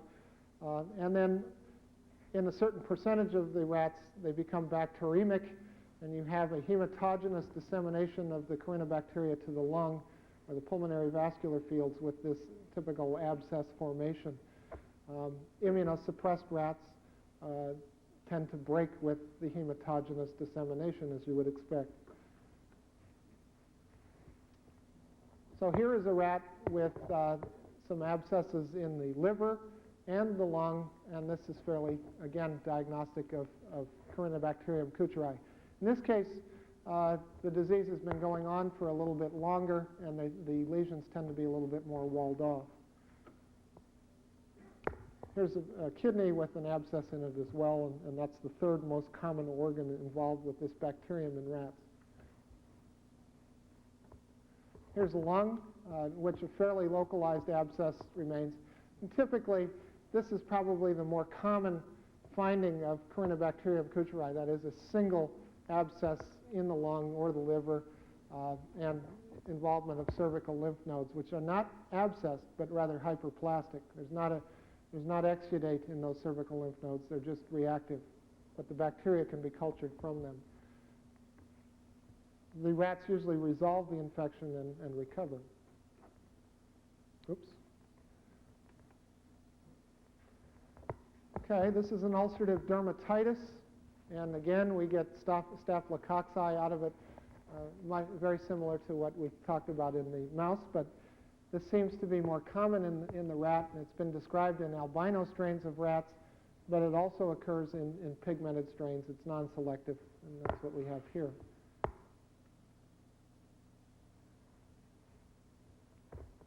This is the thorax of a rat, and it's got a fibrinopurulent pleuritis, and this should be diagnostic in itself. This is diplococcal pneumonia and pleuritis. Diplococcus is a pathogen in rats, in guinea pigs. It can infect mice, but for some reason they tend not to develop the disease very often. If you take the lungs out, there certainly is a association with the pleura, but the underlying pulmonary parenchyma is also inflamed. Here's a rat with this porphyrin staining around the eyes. It's a nonspecific change, as I said, but in this case, it's representative of mycoplasmosis. Mycoplasma pulmonis in the rat is an upper respiratory pathogen. It may get to the middle ears, so here's the normal side, here's the side with exudate in it. So it can cause fairly frequently otitis media in the rat. And rats tend not to get vestibular phenomena as readily as mice do for some reason. Okay, that's the end of that carousel. Huh? Nope. Can we get the next carousel on? I think we're up to number 3.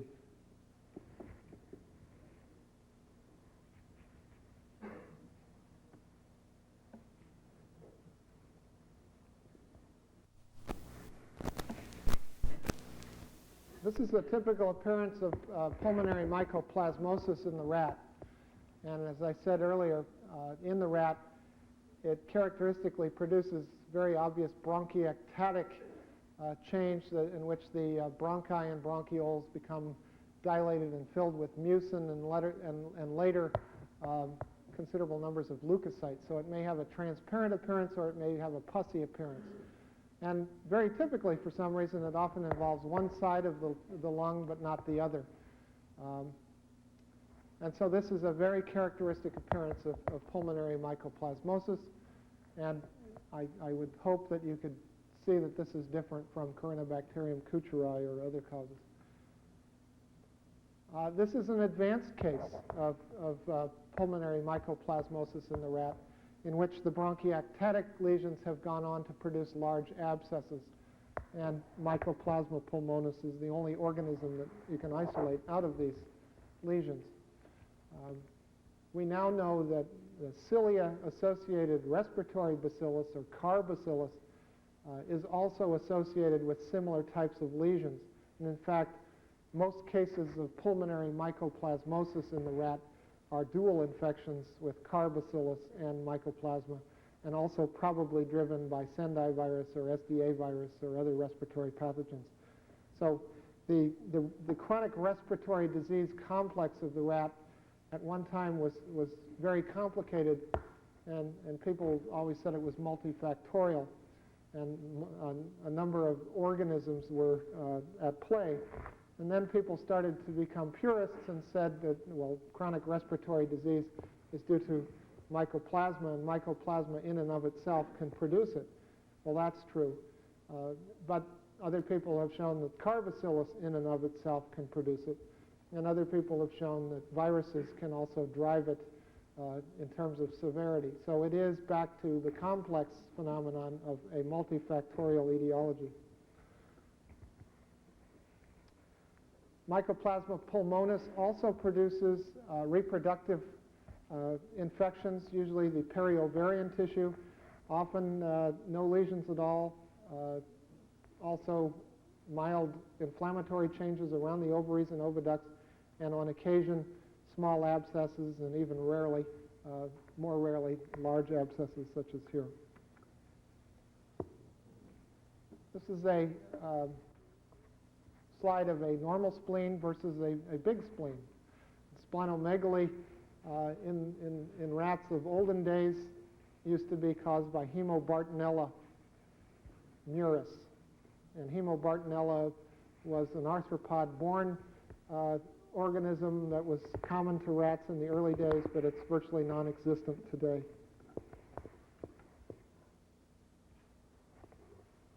This is a pair of lungs from, or a set of lungs from a rat with Pneumocystis carinii. Pneumocystis is not a problem in laboratory rats in terms of disease unless they are purposely immunosuppressed. And investigators are quite interested nowadays in Pneumocystis carinii pneumonia, and the rat is a good solid model of it. If you take a young rat, you put it on a low-protein diet, and you treat it with steroids very aggressively, it will develop Pneumocystis pneumonia, and that, in fact, is the history on this particular rat. It was an experimental rat in which they intentionally induced Pneumocystis pneumonia. The organism is very prevalent, and most rat stocks have Pneumocystis within their lungs. The dirtier they are, the more likely that you can produce the experimental lesion. So if you want to buy rats from a vendor that has evidence of multiple infections, you'll have a better chance of getting Pneumocystis disease out of them if you treated them experimentally, in contrast to animals that are virus antibody negative and barrier maintained. This is a liver with Cysticercus fasciolaris. This is one of the few parasites that produce neoplasia, and the rat happens to be a model of Cysticercus-induced sarcomas. A lot of interest was displayed with this organism many years ago, but it's kind of passé nowadays.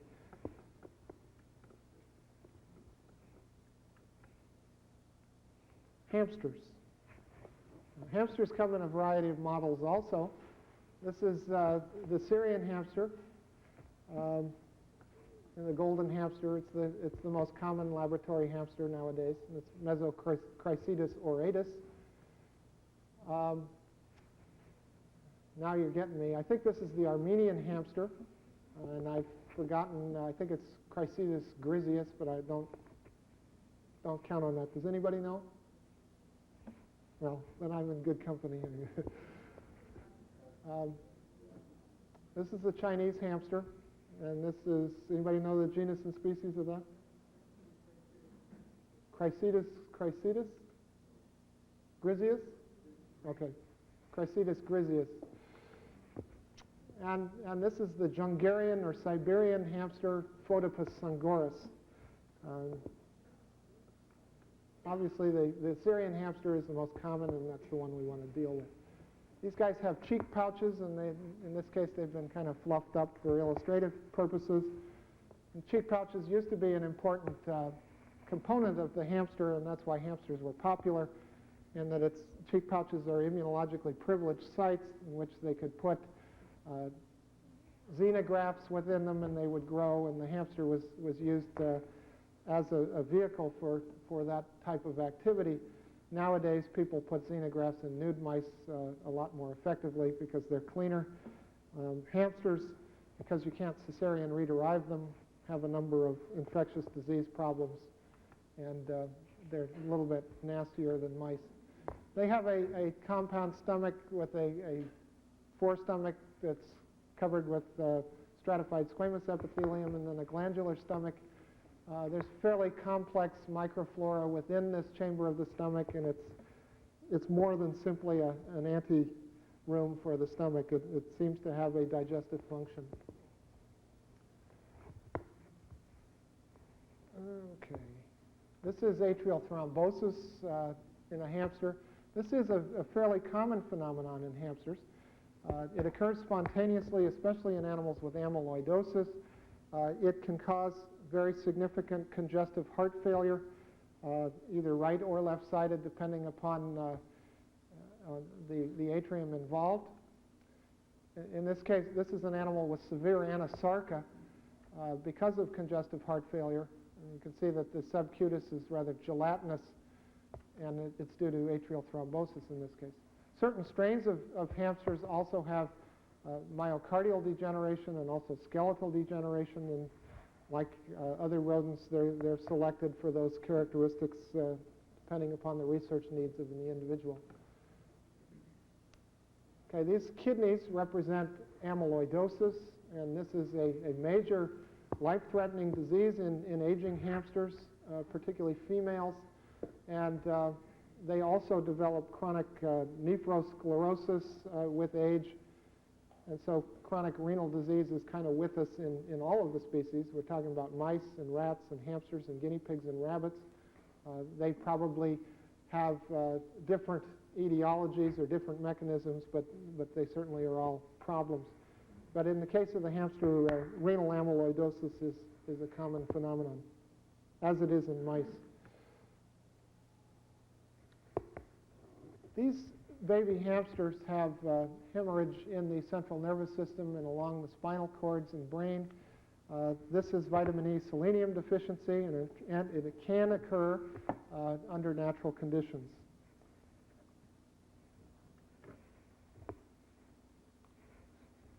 This is transmissible lymphoma of hamsters. And what you should note is a large mesenteric mass here, and then this accentuated lobular pattern that's generalized throughout the liver, and this is neoplastic infiltration.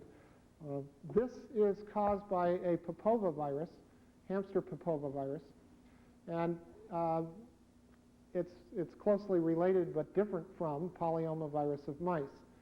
And the papovavirus can be subclinical and shed in the urine, like that polyomavirus family does. It is spread from hamster to hamster. It can produce skin tumors in which the virus replicates, like polyomavirus does in mice on occasion. Or it can produce lymphomas in hamsters, and you can have outbreaks of lymphomas among naive hamsters that are exposed to this agent, in which 90% of them develop lymphomas at 6 months or less of age. So it's a very unusual presentation because lymphomas occur in hamsters and are relatively common, but they occur late in life. And if you see an outbreak of a high incidence or even a moderate incidence of lymphomas in young hamsters, you should consider the presence of hamster papovavirus. You will not find the virus in the tumors, but the virus transforms the cells, but it does not replicate within the cells. It replicates in the kidneys, and it occasionally replicates in skin tumors that it produces. This is that same hamster in which the mesenteric mass has been removed and cut in half, and you can see the necrosis in the center. Also note that the spleen is not involved. The most usual site for these is the mesenteric lymph node. It may envelop loops of bowel, and generally you can palpate these masses. But on occasion it can also involve peripheral lymph nodes. And the cell type is also quite variable. Usually they are T-cell tumors, but also usually they're B-cell type tumors. Sometimes they differentiate into plasmacytoid cells, but generally they're very undifferentiated appearing cells, and they can represent any type of the lymphocyte repertoire, histiocytic, lymphocytic, and so on. Transmissible lymphoma is fairly rare, but it has been reported as a natural problem both in Europe and the United States. And it has been responsible for virtually eliminating some very valuable inbred strains of hamsters which are no longer available. Okay, this is a pair of hamsters. One is runted with diarrhea, and the term you don't want to use is wet tail, because that's what people in pet shops use. Diarrhea in hamsters, enteritis, can be caused by many things, and we'll go through some of these. But Tizer's disease is one. Transmissible ileal hyperplasia is another, and we'll show you some slides on that. That is a Campylobacter-like organism that produces a segmental hyperplasia of the ileum, very much like Campylobacter-like organisms do in lambs and pigs and other species, ferrets and so on. There are some undefined lesions that are probably viral in origin in hamsters, which we really don't know the etiology of. Salmonellosis can cause diarrhea in hamsters, possibly other things such as E. coli and others.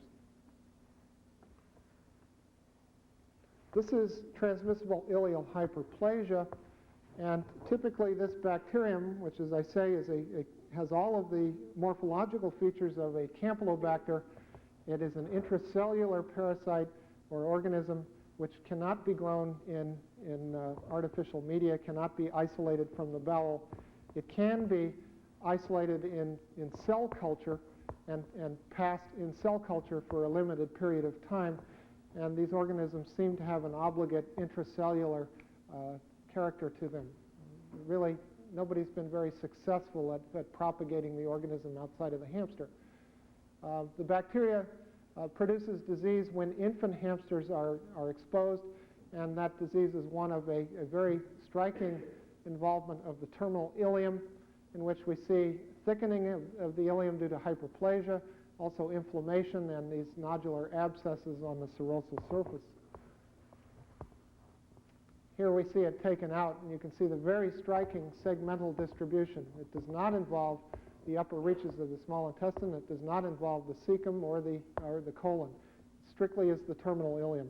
And this is quite similar to the Campylobacter-like phenomena in other species. Here we have the mucosa opened up, and you can see the very definite mark of demarcation between the lesion and the adjacent upstream area. This is a series of experimentally infected hamsters at weekly intervals. And it shows the progress of the lesion, in which early there's very little discernible change at 1 week. At 2 weeks, we can see very obvious thickening of the bowel wall, and that's due to mucosal hyperplasia. You can also kind of see a white character to the surface at this stage, which is due to some early erosion, which becomes more and more apparent in the 3rd week. Then there's inflammation in the mucosa in the beginning of subserosal abscesses, and then the later stage disease is really fairly severely involved with a complex of hyperplasia and chronic inflammation. These guys don't usually get over it. Adult animals infected with the organism have a transient disease or subclinical infection, and they seem to recover. So it seems to be an infant-related phenomenon. But if they're infected, if they develop lesions, they never do well. This is another hamster with evidence of diarrhea. and in this case, it is due to hyperplasia of the cecum, and I think we took it out. Yeah. Here we see the terminal ileum is perfectly normal. Here we see the ascending colon is normal, but the cecum in this case is contracted and opaque due to mucosal hyperplasia. The etiology of this phenomenon is not known. It is not associated with the presence of Campylobacter-like organisms within the mucosa. It may be related to a virus either in the small intestine or the cecum, and it may be an aftermath of such a viral enteritis. Nobody really knows. But it's still out there, and you may encounter it. This is another hyperplastic disease of the intestine of a hamster. We can kind of see a thickening of the small intestine as well as the cecum and the colon. This is an aging hamster. Again, he's got diarrhea. This is chronic giardiasis. Virtually every hamster seems to be infected with giardia, and they seem to do fairly well as coping with giardia on a day-to-day basis, but it catches up with them at the end of their lifespan.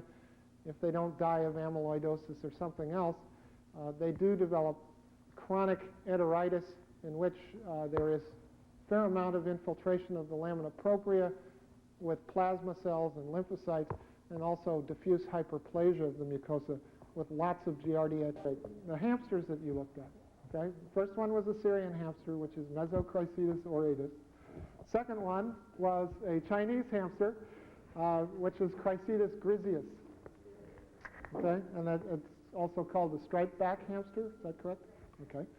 And the third one was indeed an Armenian hamster, which also has a stripe down its back, I guess, and that is Chrysitulus migratorius. And the fourth one I know because it was a little pet of ours, and that's Phodopus sangoris, or the dwarf hamster. It's a little tiny guy, and they also kind of have a stripe, and they're the smallest of the group. And the one that we don't have represented is the European hamster. So if you have a picture of a European hamster, I'd appreciate a donation. Okay, lights off, and we'll pursue onward.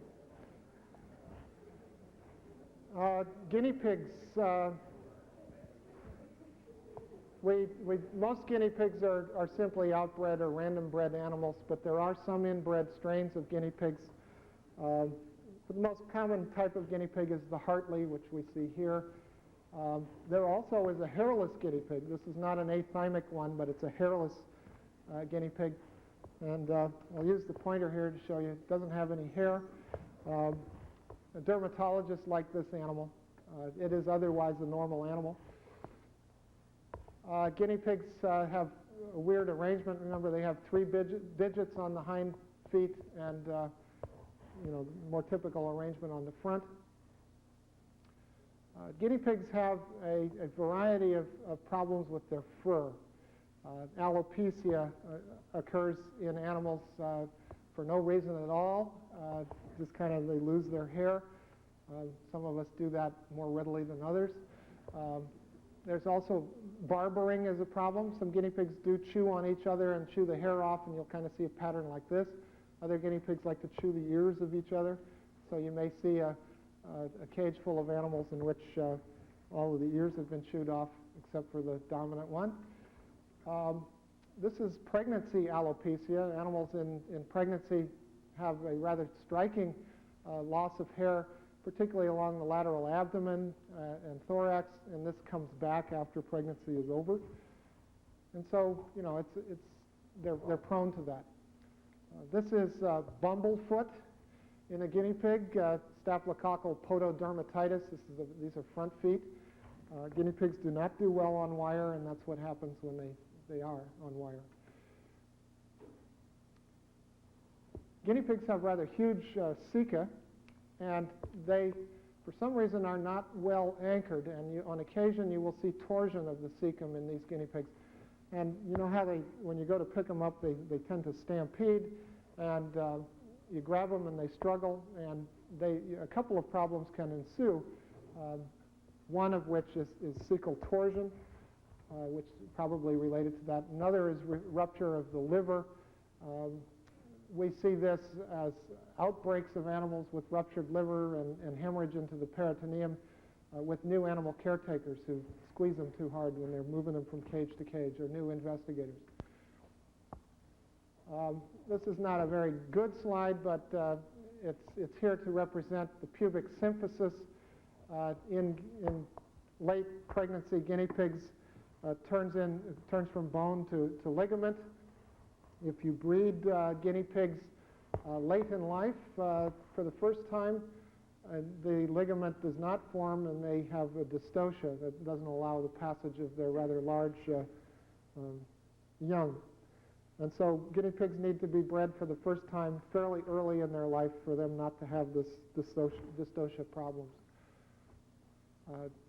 Ketosis, pregnancy ketosis, toxemia, whatever, fatty liver syndromes can occur in pregnant animals and lactating animals. Okay, this is a guinea pig with scurvy or hypovitaminosis C. A number of clinical manifestations may occur. They may be unthrifty. They may not gain weight. Their teeth may fall out. They may have hemorrhage around their teeth. They may have intestinal hemorrhage. Maybe that would be obvious only microscopically. You may see only hemosiderin in the lamina propria of the intestine in excess.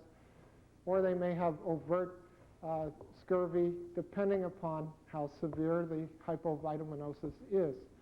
They need a fairly constant supply of vitamin C as well. Giving it to them once or twice a week is insufficient. They may get a lot at that feeding, but the interval in between may cause a subclinical hypovitaminosis that may still give them problems. So they need a constant intake of vitamin C, and that is generally provided through supplementation of the diet, so that commercial guinea pig diets are fortified with vitamin C. They do have a finite lifespan, and the most common problem in laboratory animal circles is to allow that diet to expire, and then they become the diet is no longer of value to them. Other people advocate supplementing the diet with kale and other vegetables, and that is a no-no in laboratory animal circles because it introduces the problem of enteropathic E. coli, salmonella, other types of enteric pathogens that can be quite severe in the guinea pig. So generally, a well-rounded, formulated guinea pig diet that has not expired is the answer to guinea pig nutrition. However, guinea pigs are prone to renal disease, to metastatic mineralization. This happens to be intestine that is solid like a pipe, the gastric wall, also blood vessels. The mechanisms for this disease are not known, but it's very common, and it is probably due to an imbalance in dietary calcium, phosphorus, vitamin D in the synthetic diets that we feed guinea pigs. Very common phenomenon in aging laboratory guinea pigs. It's also very common in rabbits, probably for the same reasons. This is lymphoma of the guinea pig, a relatively common neoplasm of guinea pigs, but when you have enlargement of the cervical areas, you have to think of streptococcal infections. We'll talk about that in a moment as part of your differential diagnosis. Cervical lymphadenopathy is a common lesion in guinea pigs due to Streptococcus zoepidemicus. Lymphoma is a relatively common, usually late in life phenomenon in guinea pigs. A number of agents have been associated with it, but not necessarily cause it. They have leukemia viruses, which are non-leukemic. They have herpes viruses that are isolated from these animals, but they're not really associated with cause. This is a kidney with a nodule of lymphoma in it as well.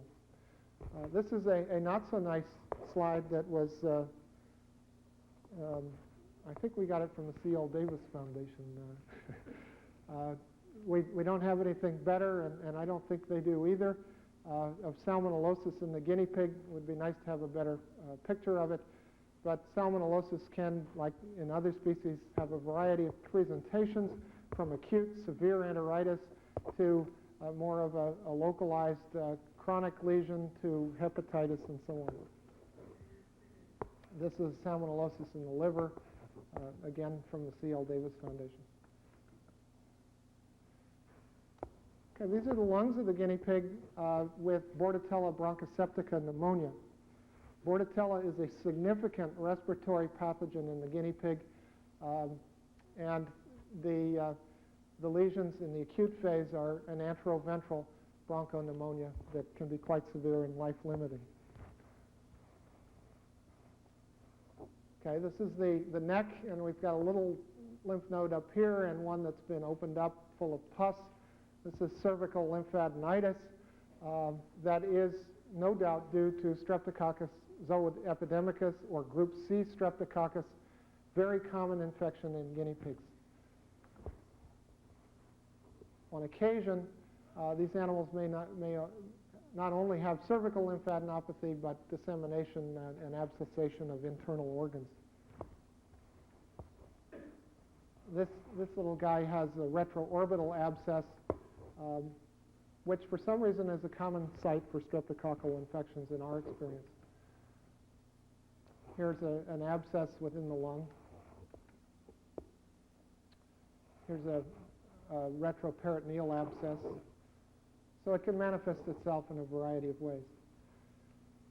This is a not very good slide also, but it represents diplococcal pericarditis.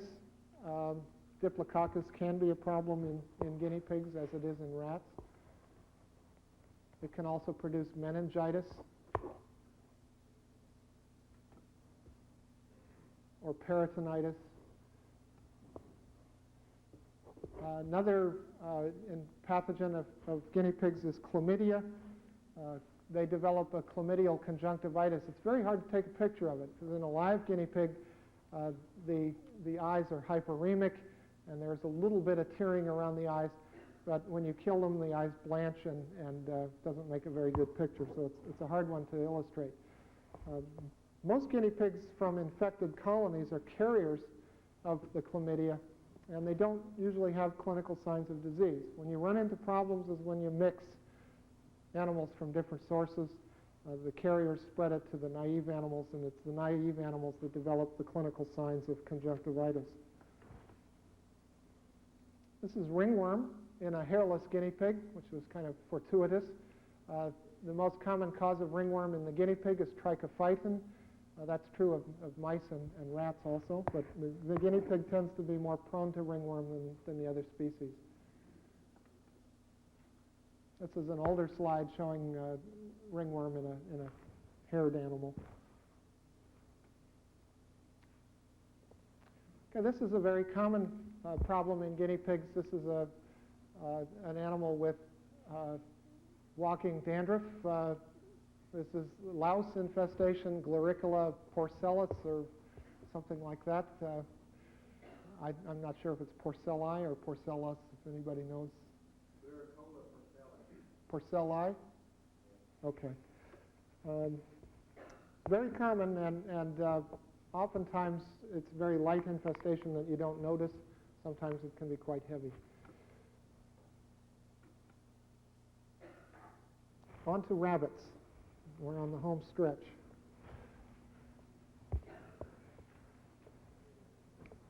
You no doubt know that rabbits have peg teeth behind the upper front incisors, so their dental formula is double in terms of their incisors. And these little peg teeth are exactly that. They're little round structures that sit behind the main incisors. Another feature of the rabbit is their rather complex gut-associated lymphoid tissue.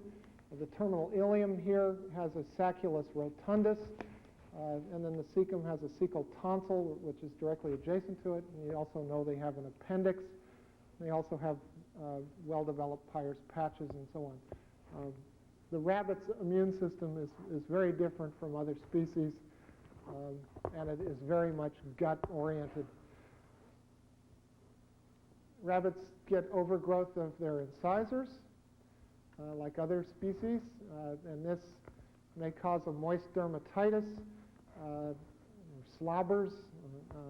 This can also occur in animals that are kept in too hot a climate, and they pant too much, and they get this moist dermatitis in their dewlap, and that syndrome is called Schmorl's disease, in which there's opportunistic bacterial infections, which is Spherophorus necrophorus, or whatever the current dogma or name for the organism is, Fusobacterium. This is an unfortunate leftover from the past, in which we see investigators bleed the animals by nicking the ear vein, and they don't get enough, so they nick it a little bit more, and we get bunnies like this very rarely nowadays, but there's still some holdovers for old practices. This is really not necessary. The marginal ear veins and needles work very well. If you want larger samples of blood, the auricular artery is very good.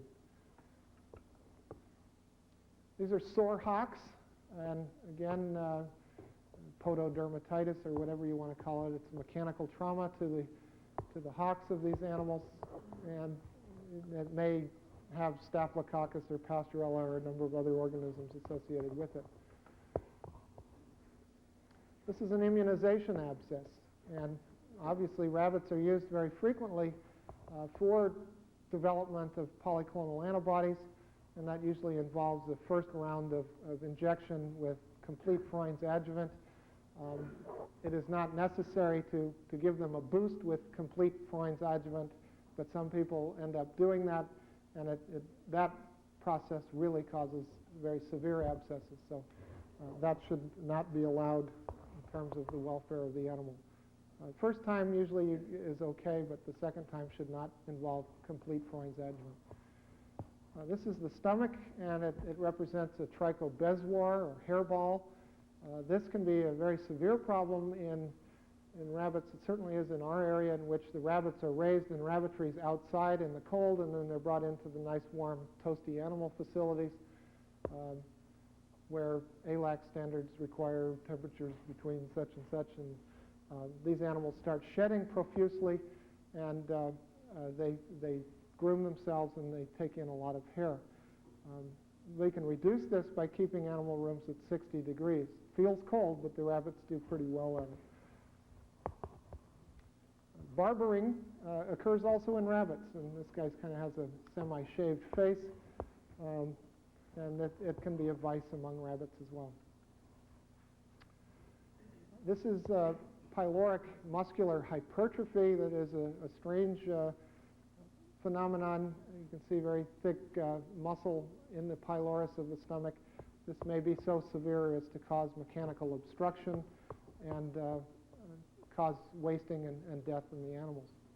Really don't know what the etiology of it is.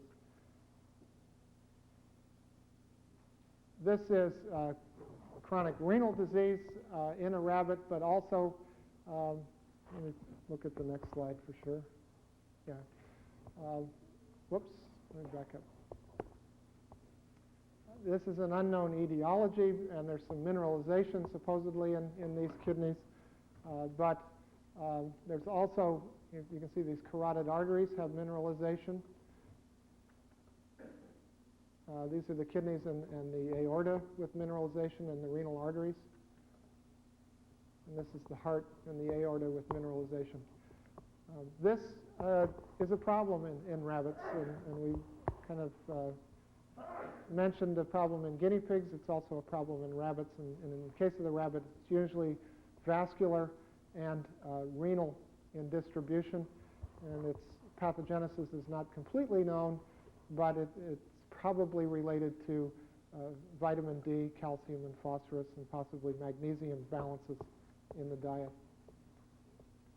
A common aging tumor of rabbits is adenocarcinomas of the uterus. They are often, as we see here, multicentric in origin. This almost looks too perfectly balanced, but this in fact are multicentric adenocarcinomas in an aging female. And they metastasize to the lungs, as we see here. This is a fairly pathognomonic neoplasm of rabbits, which is lymphoma. And it has three common sites of distribution for some reason. The kidneys certainly are involved. And another common site is the, whoops, we need the next carousel, if you would, is the gastric mucosa. You see plaques of involvement in the stomach. And also the bone marrow is frequently involved. And you may not see it anywhere else. The lymph nodes are fine. Everything else is fine. But that nodular appearance in the kidneys are the things that you're going to see most.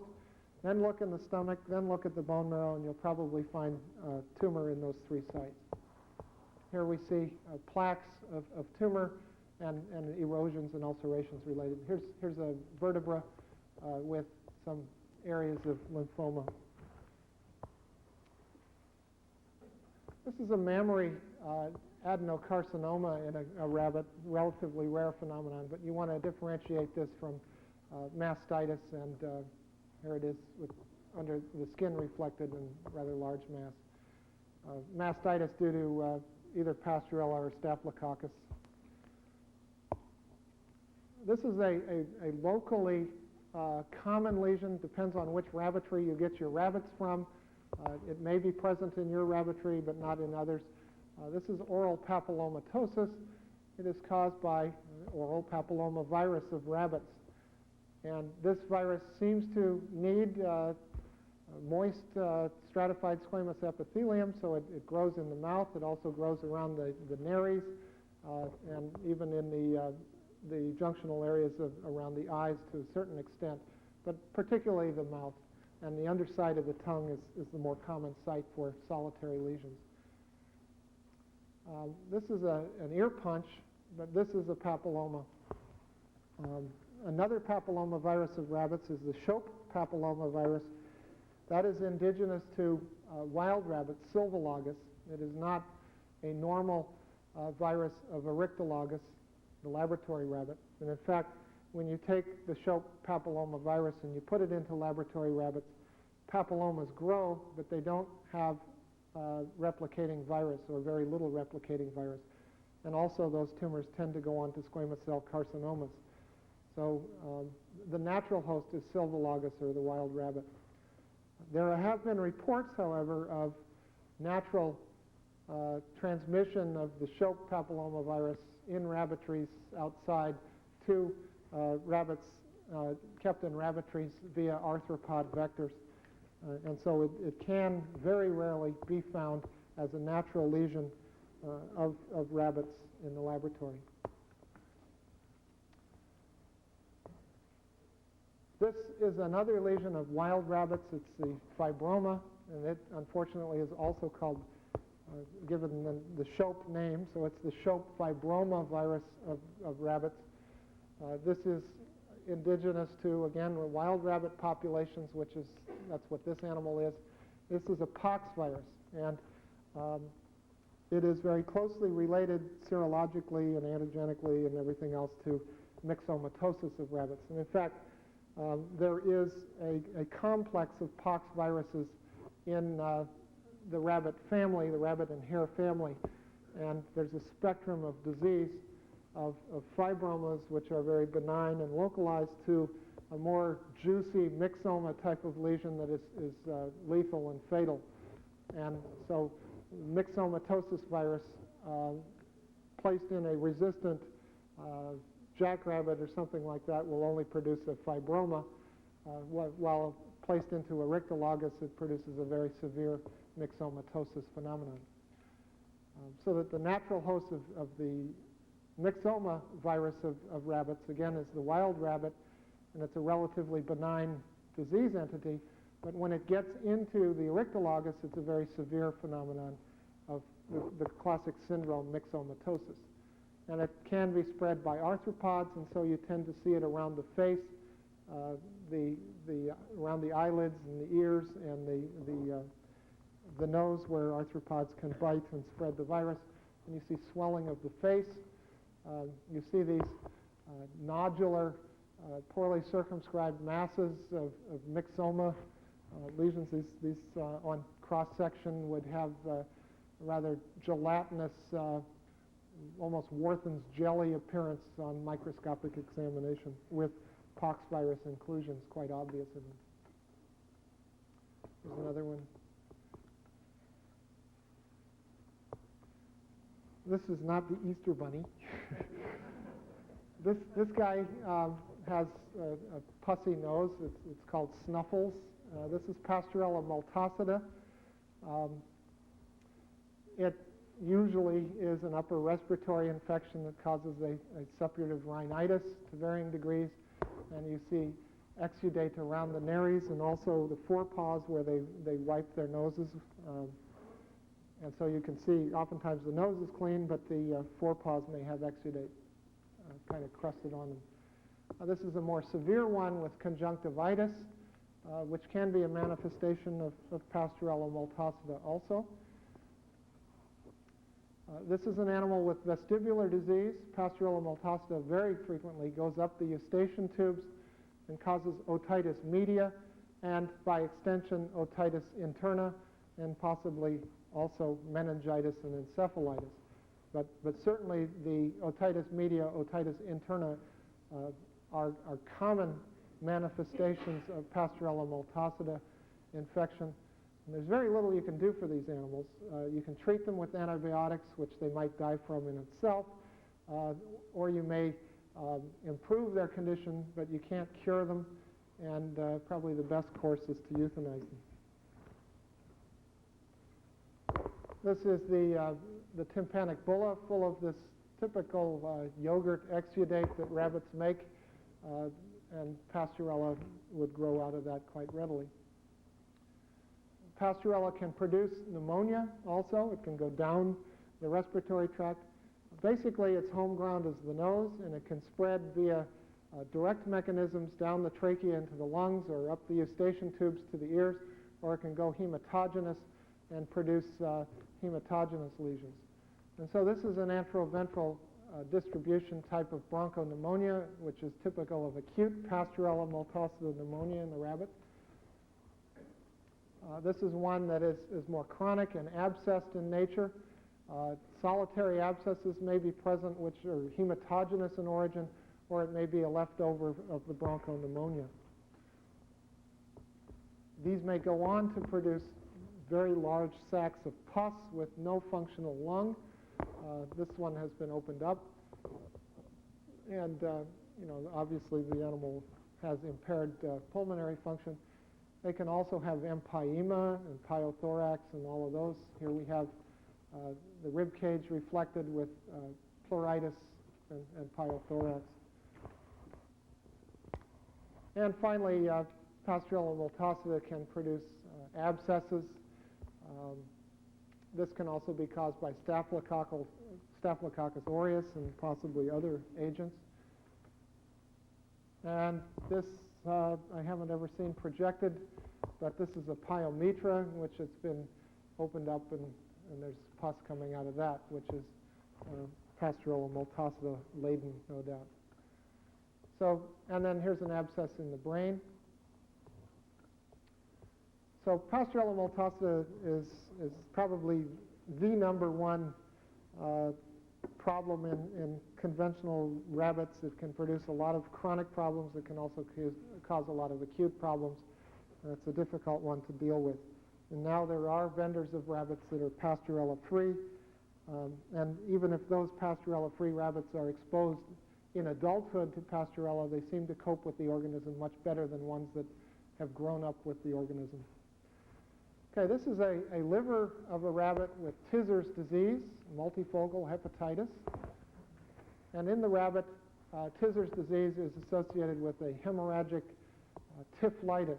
And so the cecum is the first target for Tizer's disease in the rabbit. And usually we see the hemorrhagic typhlitis and the hepatitis grossly, and the myocarditis is variable in presentation.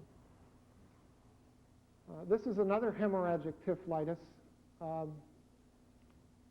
which is quite severe. It also points out the proximal colon as a house-strated colon, and then the distal colon is a more simple tube, but the rabbit has a very complex and tortuous, very difficult to dissect gastrointestinal tract. This probably, a list of differentials for hemorrhagic typhlocollitis in the rabbit would certainly include Pfizer's disease. It could also be Clostridium, and we'll talk about that in a moment. It could also be coccidiosis, but probably not with that severe a lesion. Unfortunately, the rabbit enteridides are complex. They have a number of driving forces. Rabbits are susceptible to rotavirus infection, which can be clinically manifest. They are susceptible to coronavirus infection, which causes diarrhea. And those, no doubt, are precipitators of causing microfloral shifts or imbalances within the gut. And we can find overgrowth of certain aerobes, such as E. coli. If you do special stains on the gut mucosa, you can find attaching and effacing E. coli's in many of these diarrheas. And the E. coli's do this both in the small intestine as well as the cecum and large intestine of the rabbit. If you do silver stains, you will find Campylobacter-like lesions in many of these enteridides.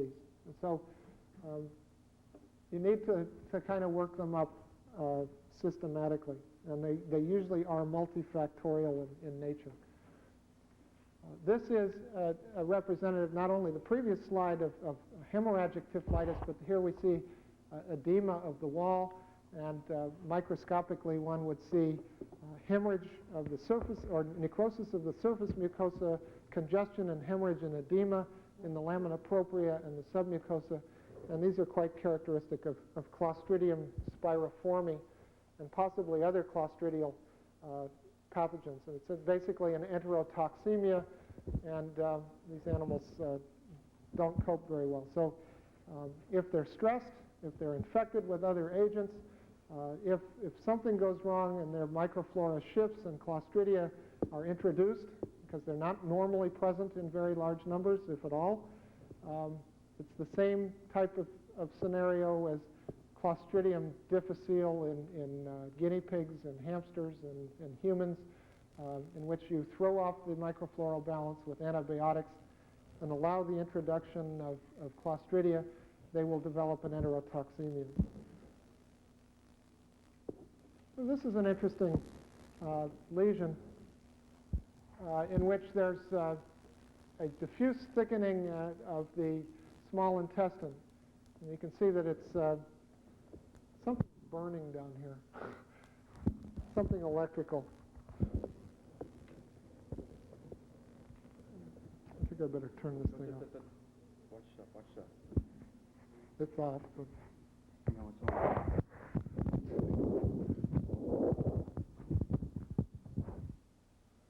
I'm moving around too much. I don't need the pointer. Let's just lay it down.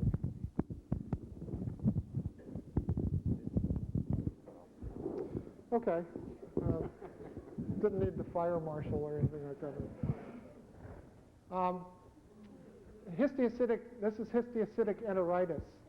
If you do histology on this gut, you will find a modest amount of diffuse hyperplasia and a very significant infiltration of the lamina propria with histiocytes. And some of you may have seen this. If you do a silver stain, you will find Campylobacter-like organisms within the apical cytoplasm of mucosal epithelium, and you will find PAS-positive junk in the macrophages in the lamina propria, which are degradation products of the bacteria. And again, this seems to be driven by virus as a precipitator. They may be rotazyme positive or even coronaviruses, but it seems to be a Campylobacter related phenomenon that takes hold. Here's a section opened up, and you can see the rather rugose, thickened mucosa, and this is due to both hyperplasia and histiocytic infiltration. This is mucoid enteropathy. It's a terrible term for the rabbit. The rabbits, if you look at the histology of normal rabbit gut, they have goblet cells going all the way down to the crypt bases. Just about every enterocyte in a rabbit is a goblet cell. And so any kind of perturbations can cause a massive release of mucin into the small intestine or the large intestine, and that process, if it's severe enough and sudden enough, is called mucoid enteropathy. And the stress of weaning and shipping, infectious disease, a number of things can cause this non-specific lesion. And mucoid enteropathy should not necessarily be considered a specific syndrome. You have to look a little bit further than that. Here's the gut opened up, showing nice mucin. And oftentimes they'll pass this plug of mucus, and there won't be any in the intestine. It'll be in the cage pan. This is the tail end of a female rabbit with early experimental syphilis, Treponema cuniculi. This is still present in some rabbitries, but it's very rare because rabbit breeders are probably more aware of rabbit syphilis than any other infectious disease, so they no longer trade their breeders around like they used to and so on. This, unlike syphilis in man, is a localized lesion involving simply the surface genitalia and to a certain extent the testes, but it doesn't go to the brain and so on as it does in man. But they are very closely related organisms. This rabbit has an ulcerative dermatitis of the nares in which treponemal organisms could be seen with silver stain in the tissue. And it simply reminds you that syphilis can occur in mucocutaneous junctions other than the tail end of the rabbit. They can occur around the eyes, they can occur around the nose. This is another hemorrhagic typhlitis. In this case, it's coccidiosis. And the rabbit is host to many species of coccidia, some of which are more pathogenic than others. You can refer to the rabbit books to get the list, and you can differentiate one species from another by measuring oocytes and so on, or oocysts. The coccidiosis may be subclinical. You may get a hyperplastic enteritis. You may get a hemorrhagic enteritis or a hemorrhagic typhlitis. Depending upon the species of coccidia and the pathogenicity of the organism, you will have lesions of different character at different levels of the intestine. This is a diffusely thickened intestine, which could either be a histiocytic enteritis or a recovery phase of coccidiosis, or both. Many times both are there. Here is a case that has been opened up in which it has that thickened appearance of the mucosa, but also punctate hemorrhages. This is kind of a subacute to chronic phase of coccidiosis of the intestine. Another form of coccidiosis in the rabbit is hepatic coccidiosis, Eimeria steatidea in this case.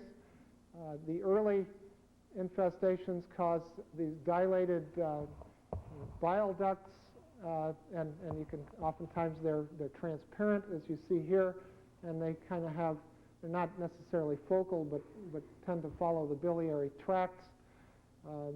This is a more chronic lesion in which there has been fibrosis and scarring, and microscopically one finds in the active phase of infection replication of the Eimeria with bile duct hyperplasia and dilation, and in the chronic phase, fibrosis and scarring. This is another protozoan parasite of rabbits called encephalidozoan cuniculi. Encephalidozoan can infect mice and rats, but it is not a naturally occurring problem.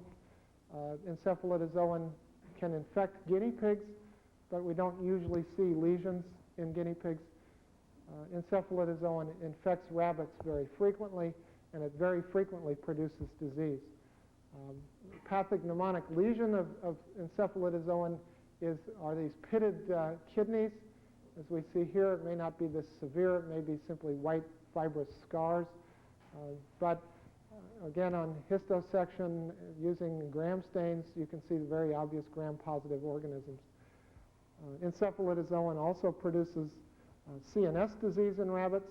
So if you find vestibular disease or central nervous system signs, Certainly Pasteurella should be there on your list, but also encephalidozoan, especially animals that have been stressed or immunosuppressed.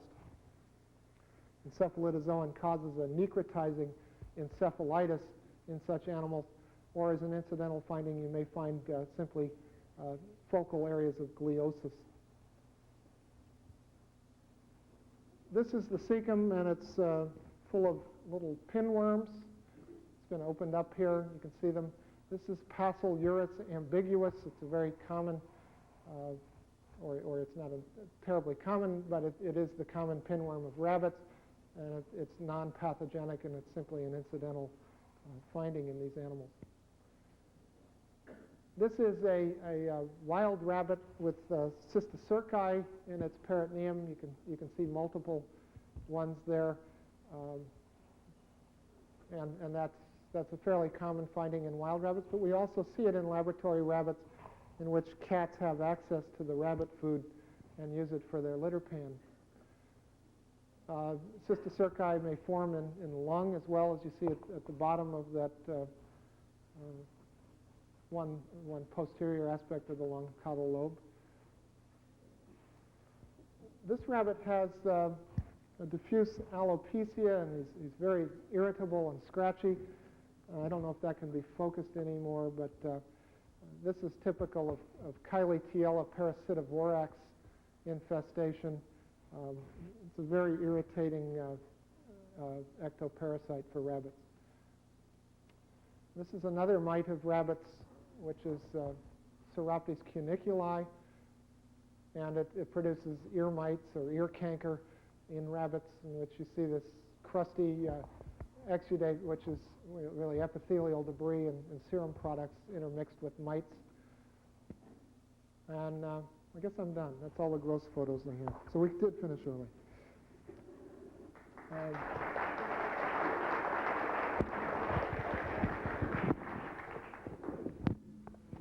Appreciate that, Barthold.